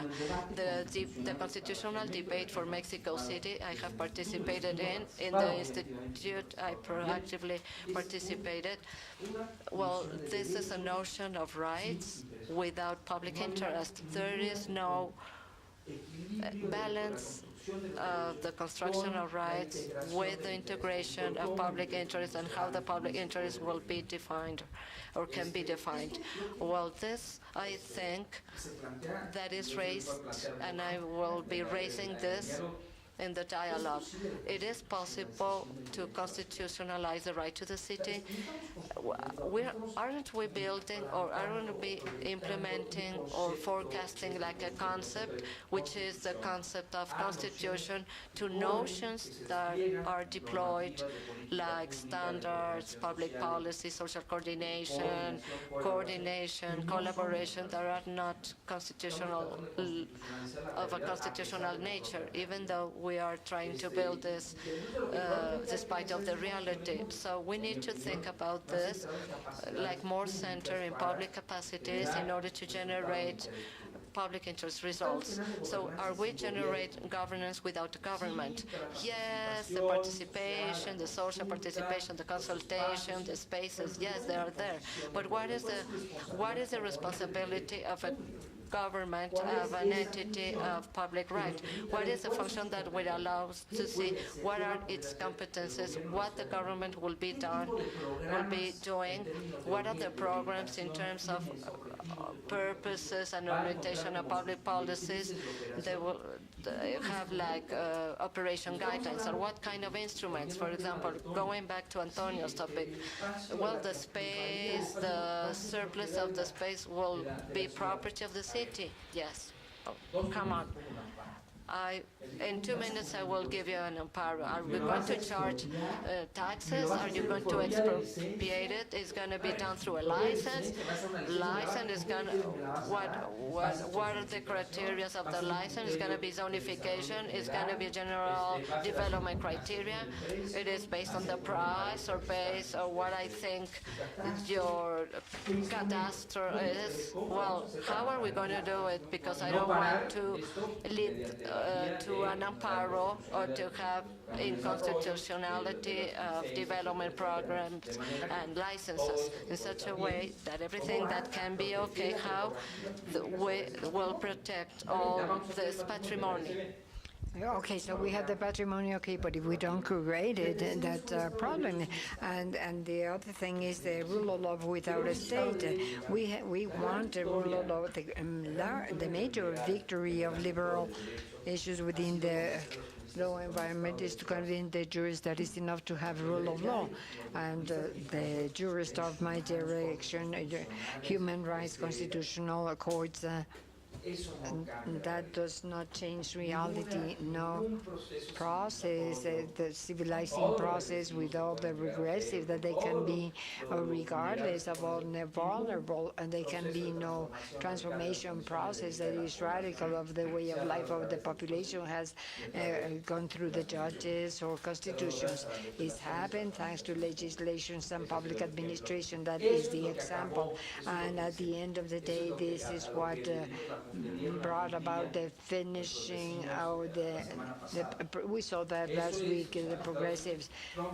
Trump is not happened by chance. Trump is a result of years, of decades of lack of attention to. The United States has never been so inequalitarian as it is nowadays.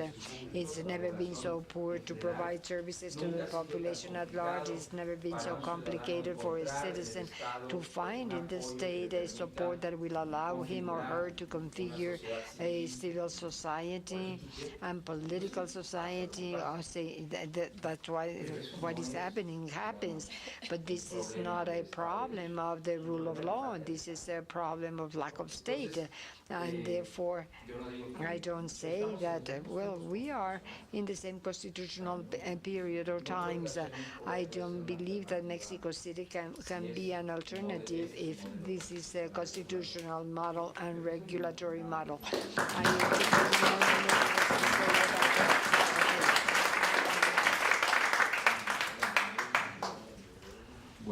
Well, so thank you very much, Pablo. And if you have questions, please, comments.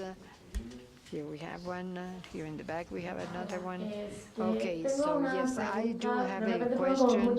Well, I have like many topics that you discussed, but basically you're talking about human rights, irregular human rights settlements. But I wanted to put everything in a bag, and I didn't know how to do it.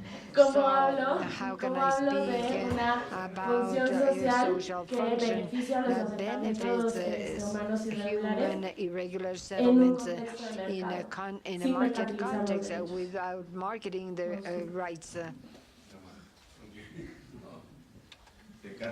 Carlos.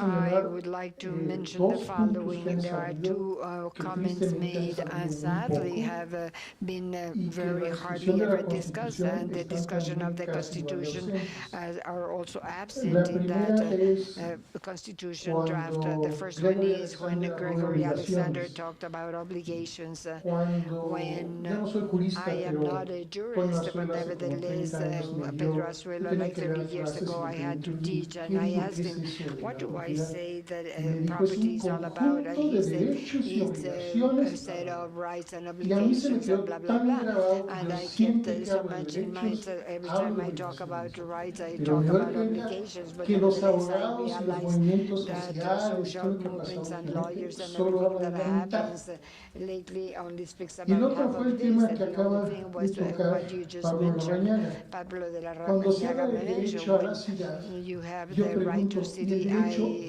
would ask where is the right of the city? So that's you're an intellectual. You're talking about the thing we're talking about, all the rights that we've been requesting. Where doesn't the city have rights on those that are there? The social function of property, we see it only from the individual point of view. What is the social function with all the butts and wheels that people are talking about? The city as an intellectual collective has on those that are on the ones that are inside. Unless we do it like that, we have no basis to capture, to charge a tax, to collect taxes, to establish a plan that establishes regulations that benefit collective citizens. There's no problem. There's no possibility of putting a limit to the vicinity. If you were they were able to communicate the subways, everyone that were before, because the people in San Angel oppose the metro going there. It is not possible. Everything is subject to the rights of each one of the actores en escala micro. stakeholders Entonces, at a la micro palabra scale, so their obligaciones word y la palabra obligations derecho and de the la ciudad, yo lo term siento and rights of the ausentes. citizens, I Me feel that gusta they que are haya salido, absent. aunque sea un poquito el día de hoy. I liked when I heard a little bit about it today, even if it was just a little bit. One more participation. Anybody would like to make a comment? Otherwise, we can go to the last comment, to the closing comments. Pablo? Well, I believe that the topic of the obligations, well, perhaps. Definitely, I have a problem as a jurist because it is difficult for me, this correlation of rights and obligations when we talk about public right, especially because the configuration of public right based on the limits, the core of liberal constitution is based on the limits of public power vis-a-vis the citizens, and it is built with a logic that is discursive on the rights, and they are the ones that determine the NDA of public right, especially constitutional rights, but nevertheless the counterpart is public interest. The counterpart, let's say, does not exist, or perhaps it is not formulated in legal terms in the legal tradition, the rights of citizens or the rights of cities, but nevertheless it does generate public interest as the protection of the republic. The republic can be state or can be urban, but the public space of public things where the government, and this is the central activity of the government, not only has the prerogatives of exercising public right, but the obligation to do so. That is to protect public right. That is a general issue. So in that sense, he was there and duly configured. I believe that a topic that especially is important for jurists. I'm not thinking only from the regulatory point of view, but also from the constitutional point of view. The constitutional law is to go back to the distinction between public and private, the difference between them. One of the governance without government is one of the dissolutions, extremely conservative and liberal, but has been the difference between public and private. Obviously saying that public that lacks interest and really deep down is a consideration of the private, and there's no public consideration. The dimension of public is non-existent. Basically, it's a secretion of private coordination, in my opinion. We have, with the jurists, have given in very quickly without realizing what we've done, and we have left. We are not supporting this dimension. I am not. I don't live in San Angel. I live in Coyoacán, and the argument of my neighbors against their park meters in Coyoacán is don't allow them to privatize your space. Okay, don't let them make them public because right now it's private space. I can park whenever I want and I don't have to pay anything. It's going to be public when I have to pay. Well, this is corrupt. The something is that they don't know. We don't know what they're going to do with the money they collect from that. But obviously, the park meters makes public the private space, and therefore this is tolerated. With the idea of governance and participation and the rights, and in my opinion, we lack strength there. Okay, thank you. Do you have an answer to this, Dr. Azuela, for the question of social? No, I don't. No, I believe there's no answer. Yes, I don't believe there is an answer to that.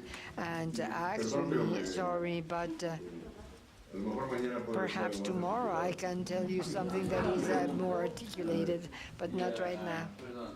Sorry.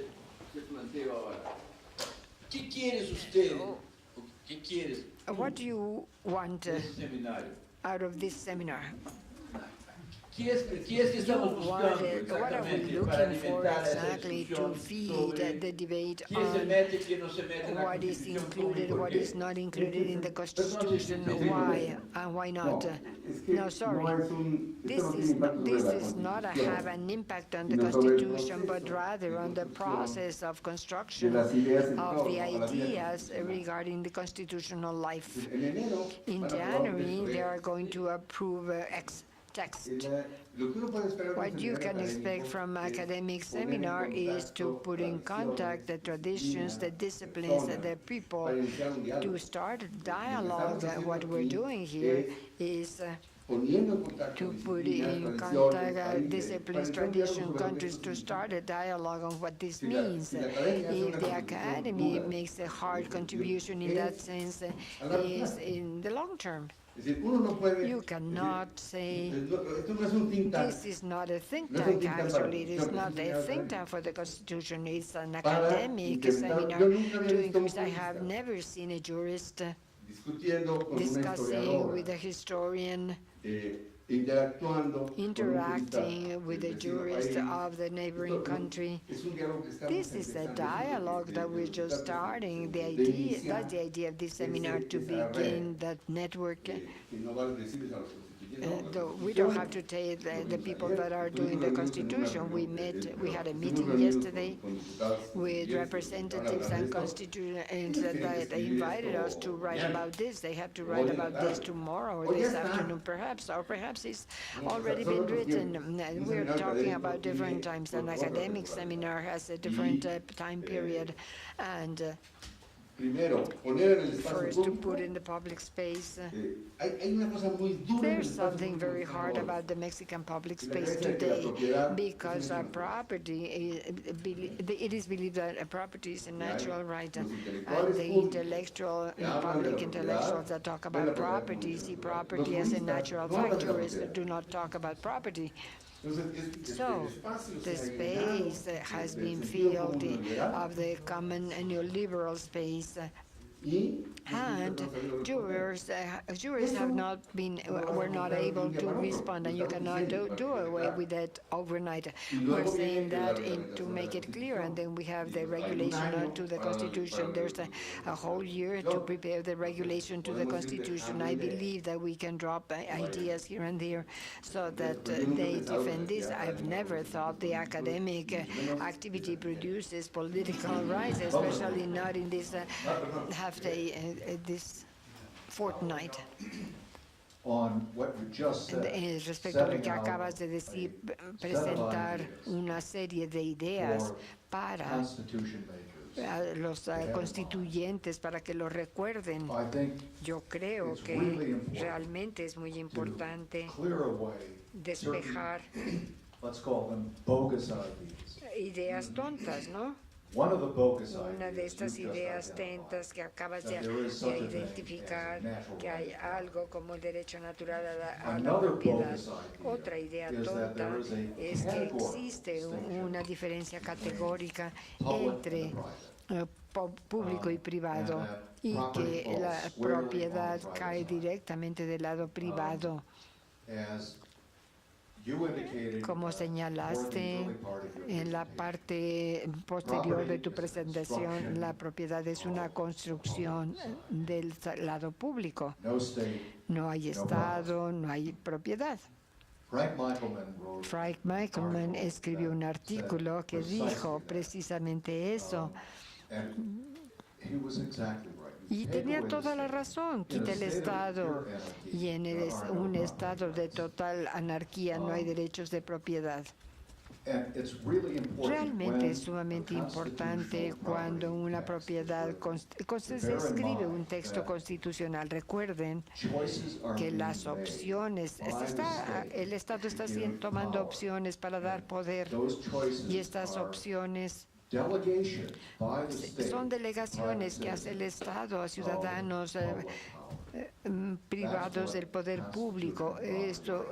Esos son los derechos constitucionales, de eso se tratan, y básicamente son decisiones políticas They're nothing more or no less son than nada political más ni menos que decisiones políticas que tienen que ser enfrentados precisamente sobre esa base.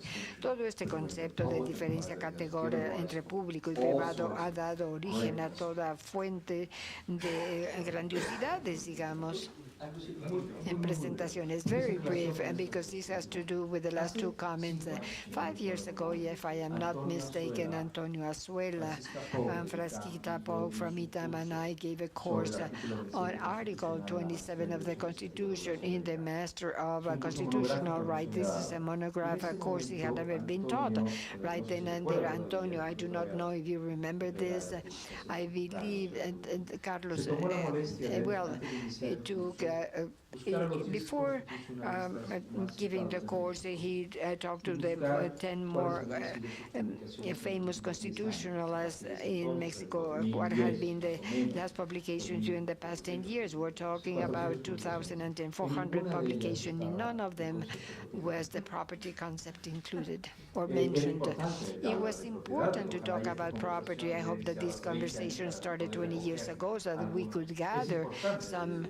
This is important just to say, to know where this dialogue comes from and what do we want from it in the long term. This is just an academic dialogue. It's a waste of time if we take that into consideration. Okay, so let's go to the talk about the constituents right now. Okay, so thank you. Thank you all. See you tomorrow. Thank you.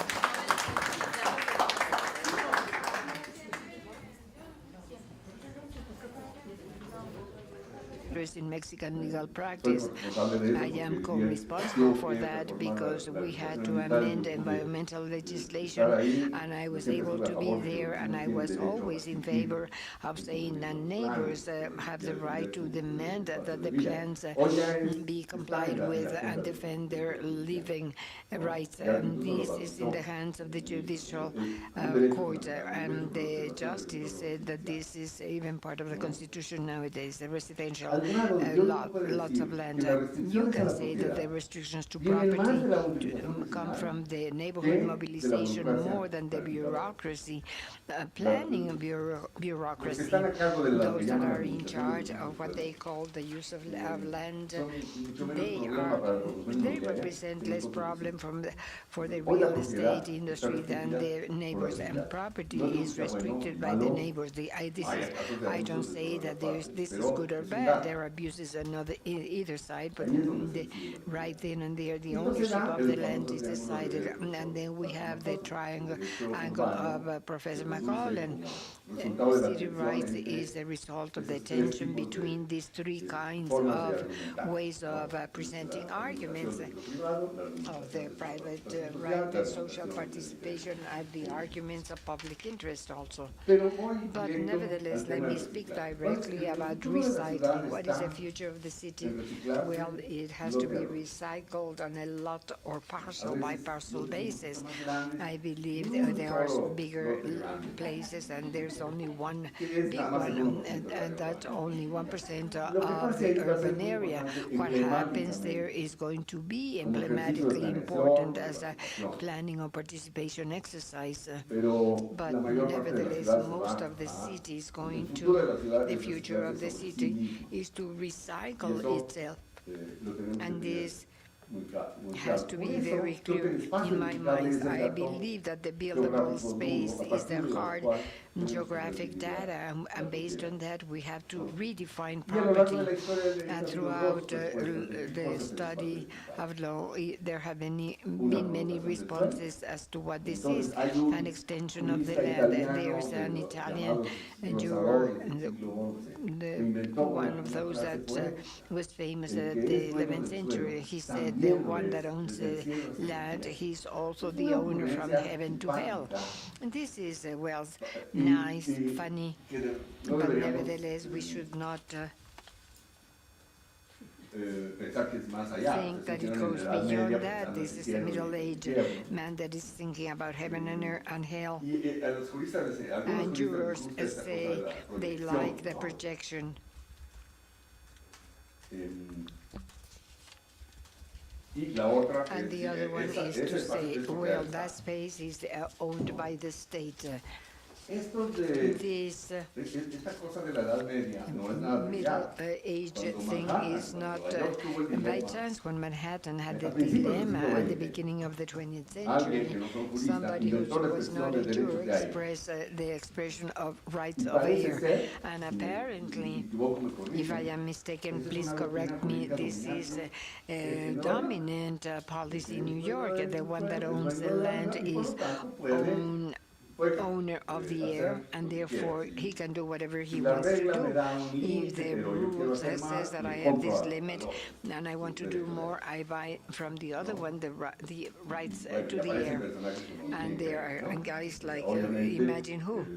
¿qué es Discuss lo que the uno alcanza a Constitution. ver What do sin ser you see especialista without being en a todos los specialist aspectos in all urbanos? urban Hay aspects? un ancho There's inmobiliario a y una real profunda property exclusión social. boom and a profound social El exclusion. modelo de desarrollo The model of urbano development, que tenemos urban no es development, sustentable, it is eso hay not que sustainable decirlo, anymore. We have to tell this, aunque no haya even tiempo though para there's no time elaborar sobre to esto. elaborate on this. Un dato político muy importante es la Very movilización important vecinal. political Es un hecho data político is que ha neighborhood polarizado mucho la opinión mobilization. It pública, has pero hay que polarized revisar como un hecho public real opinion, but también. nevertheless, this is a real fact that is Y happening. algo de lo And que nos habla something tanto, that que speaks la so ciudad much about creció this, the city horizontalmente grew horizontally. y el crecimiento horizontal Horizontal hoy se da growth en today el Estado de happens México. in the Que state of por mucho Mexico. que tengamos políticas metropolitanas, Regardless of how we have no es el metropolitan gobierno de la policies, ciudad, no it es is not the la Mexico City constitución de la ciudad de government México or the que está constitution of Mexico La City Ciudad de that takes México charge of that. va a crecer Mexico hacia City is arriba. going to grow upward,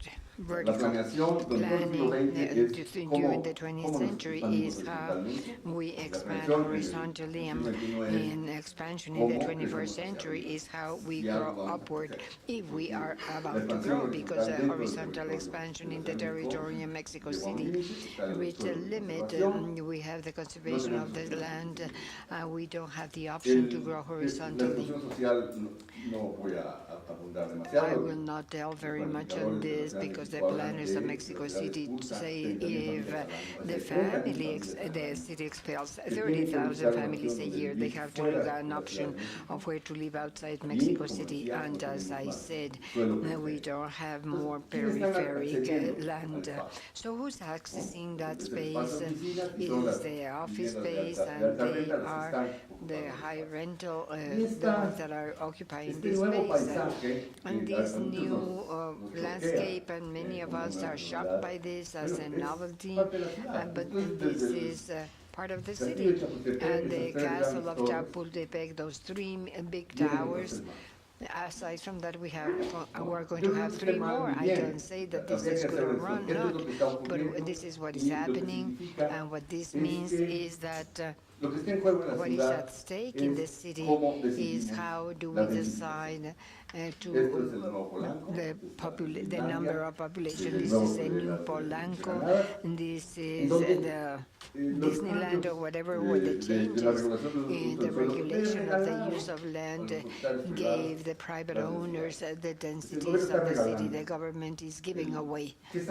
What is it giving away? The space on top of the city. The model, we know that is not sustainable. I will not talk a lot about environmental issues, but nevertheless it's very important that in the Constitution we don't have environmental movement. That means that neighborhood movements reivindicate the defense of the environment as an environmental issue, but the sustainability of the city, no ONG environmentalist important is present in what should include, what the Constitution should include from environmental issues. It talks about other things, but not this. Neighborhood mobility is a new political data of the city, and I would like to take as an example of Mr. González de León. He's already working. The space is the most expensive office space in the city, built with an amparo, an appeal to the law. It's totally fraudulent of the ones that were called. Yeah. Okay. So let us begin with the second part. because we do not have a moderator, so I'm going to introduce myself. So can you give me, okay, please give me 40 minutes to speak.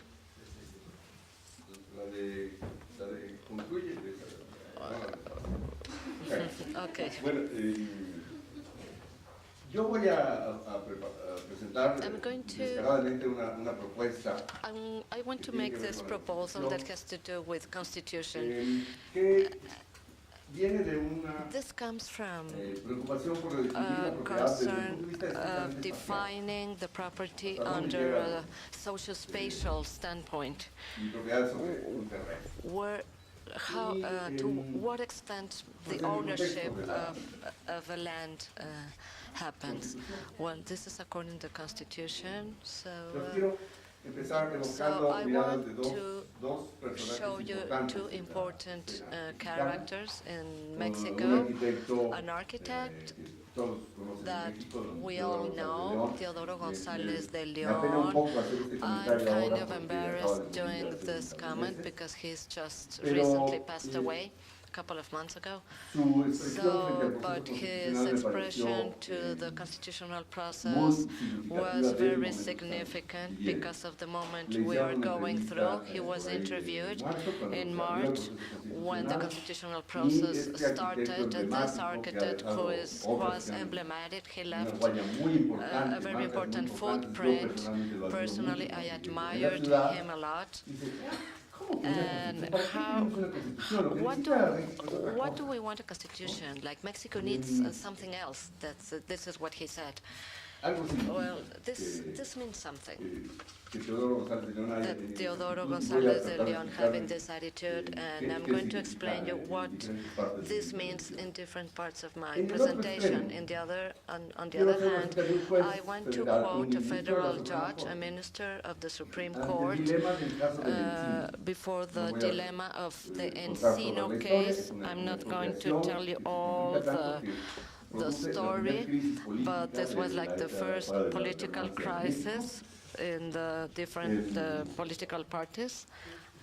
So, Y, al final la Corte and tiene at que the end, the decidir court has to si rule if anula una expropiación if y an le devuelve expropriation is una calle al propietario eliminated, or del predio the donde street la- will se be deben given esas back to calles, the o owner, simplemente or le indemniza y only dice, "Perdón, it gives an ya vamos a la calle, indemnization. que la I'm expropiación sorry, ilegal". even though the El expropriation estudio is que illegal, tuvo I'm going la to give you Suprema Corte money for it. enfrente So decía, this position, "El propietario se va a okay, hacer the rico de owner alguna manera. will El propietario get gana en rich este razonamiento anyways. de welfare So económico. in the El welfare propietario va a ganar economics, the mucho. owner will En earn cambio, a la sociedad lot, but necesita la society calle. needs the street. Entonces, claro que hay que So of abrir la course calle we have to y open the utilizarlo de street alguna manera. and Usted mencionó el tema de la plusvalía en and el give a estudio benefit. So the que los surplus jueces was studied, consideraron. and this studied Y- considered by pero uno the de los justice. ministros dice, So one of the "Pero, justices ¿qué puede say, tener una plusvalía a este what terreno? Porque gave, el estudio de que lo- ese how this asentamiento, land su valor obtained para a quién es, para el surplus? So propietario, the para value quién was más. for the owner or for Al someone fenómeno else? de plusvalor, The en phenomenon razón de que of lo rodeó la add ciudad, a value le vamos a is because it atribuir surrounded the alguna city, virtud de so haber we're sido going to propiedad attribute por a obra y gracia de virtue alguna autoridad, because pues, it eso was claro, done absolutamente by no, an existe la authority. ciudad Of course lo not. rodea. The city Este es el ministro surrounded Aguirre it.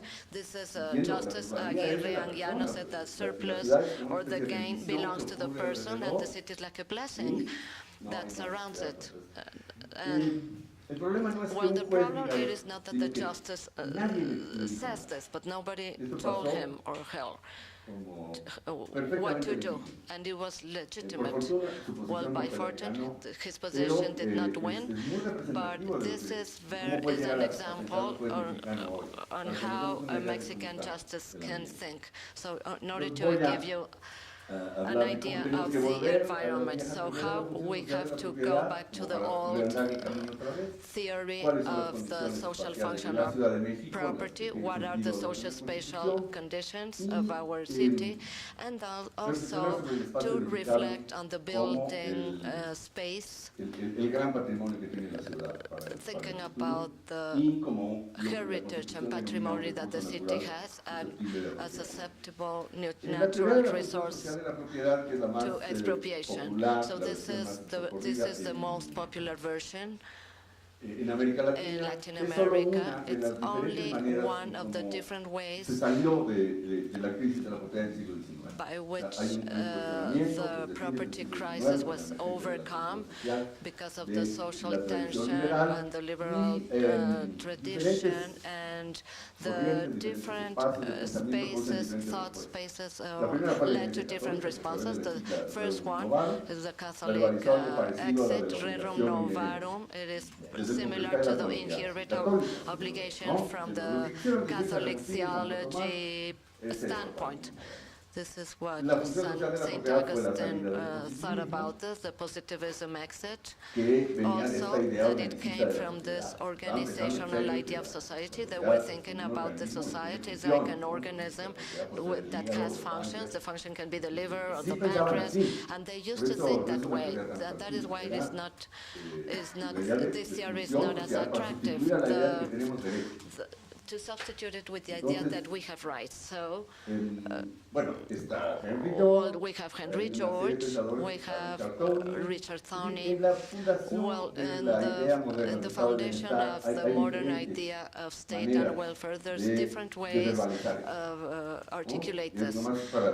So articulating this, so the social function of property is one of them, and it is not the only one, and this is as old as the crisis of liberalism, which is the crisis that was proposed by the communists. This is where the private property was born, and it has its own responses. In the Mexican 20th century, the social function of property does not appear in the 1917 Constitution. We have with the historian here with us. We have the Civil Code of 1928. Curiously, in almost Latin America, the Civil Code is the space of liberals, but in Mexico was the social function of property. So we have to read what the Civil Code of Property states. But also the Mexican case law in the 20th century coined this social function of property like the official Mexican doctrine that was forgotten with all the boom of the neoliberalism ideas of the last 3 decades. So I'm not going to discuss about this as a doctrine. So what is at stake in Mexico City today? What are the processes that mark our city? And they should be the inflection point or the starting point to Multi-use amparo, but nevertheless it's a judicial protection that is fraudulent, clearly fraudulent because of the mobilization of a neighbor. It gets to the Supreme Court. A month ago, one of the rooms of the Supreme Court hears the case, and the project of the sentence demands that the demolition of the building. Obviously, some of the justices says, no, how we're going to order that a building of that size be demolished because it's a national glory. And the issue is there at the Supreme Court. We do not know what the outcome is going to be, but the dilemma is really very severe. I will not try to talk about the merits of the positions, but nevertheless, I just want to tell you that when you hear about the case, you see that it's a neighborhood, it's a neighbor that is abusing, somebody's abusing of developers. And actually, we have seen, as the case of Aramburu Zabala against the wife of López Dóriga, that there have been extortion cases, yes. But this does not mean that all neighborhood mobilizations are precisely that. So who's abusing whom? This is what has created this division amongst us. Who's abusing who? The ones that are in favor of the real estate promotion and construction, they say that it's the neighbors that are abusing, and the neighbors obviously say that no, that the real estate promoter is a developer, and there are voices that even say that you have to stop development.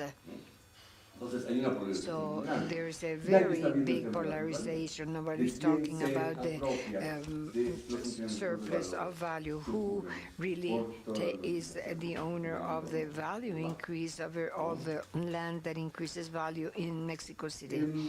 So, es un proyecto de constitución muy raro, this is a porque very agranda rare mucho los temas de constitutional las issue poblaciones originarias. because Incluso habla de we see territorios the indígenas. indigenous territories. Que yo sepa, It goes no ha back habido un pueblo to indígena que en native serio reclame un territorio land. I have indígena. never seen a native group Porque los pueblos claiming originarios a land es in distinto, es Mexico más City. interesante, Urban people, that is more complicado, pero interesting. It is un more territorio complicated, but indígena a no hay, native land, we Y don't la have one Constitución in está Mexico llena de City, referencias and a los the territorios indígenas. Constitution makes a lot Pero los of vecinos no existen. references to Sobre native los land, vecinos se habla en but the privado, neighbors con esta cosa discursiva are de la repeatedly vecindad. mentioned. So they mention because of the meritocracy, and neighborhood is satanized in the private conversation of the need. We don't have the draft of the Constitution, and they see the reivindication of the political Constitution because a lot of emphasis is made as if we were a Canadian city, let's say. It's the carbon copy of a city that has a composition, a social composition such as Toronto or Montreal, where our problems are slightly different, I believe, right? And we are hiding that agenda of a lot of money and many real interest. The housing unit exists only once. Native peoples appears more than 72 times, and more than 70% of the people in Mexico City live in a housing development. The power of neighbors increased because of the recognition of this diffuse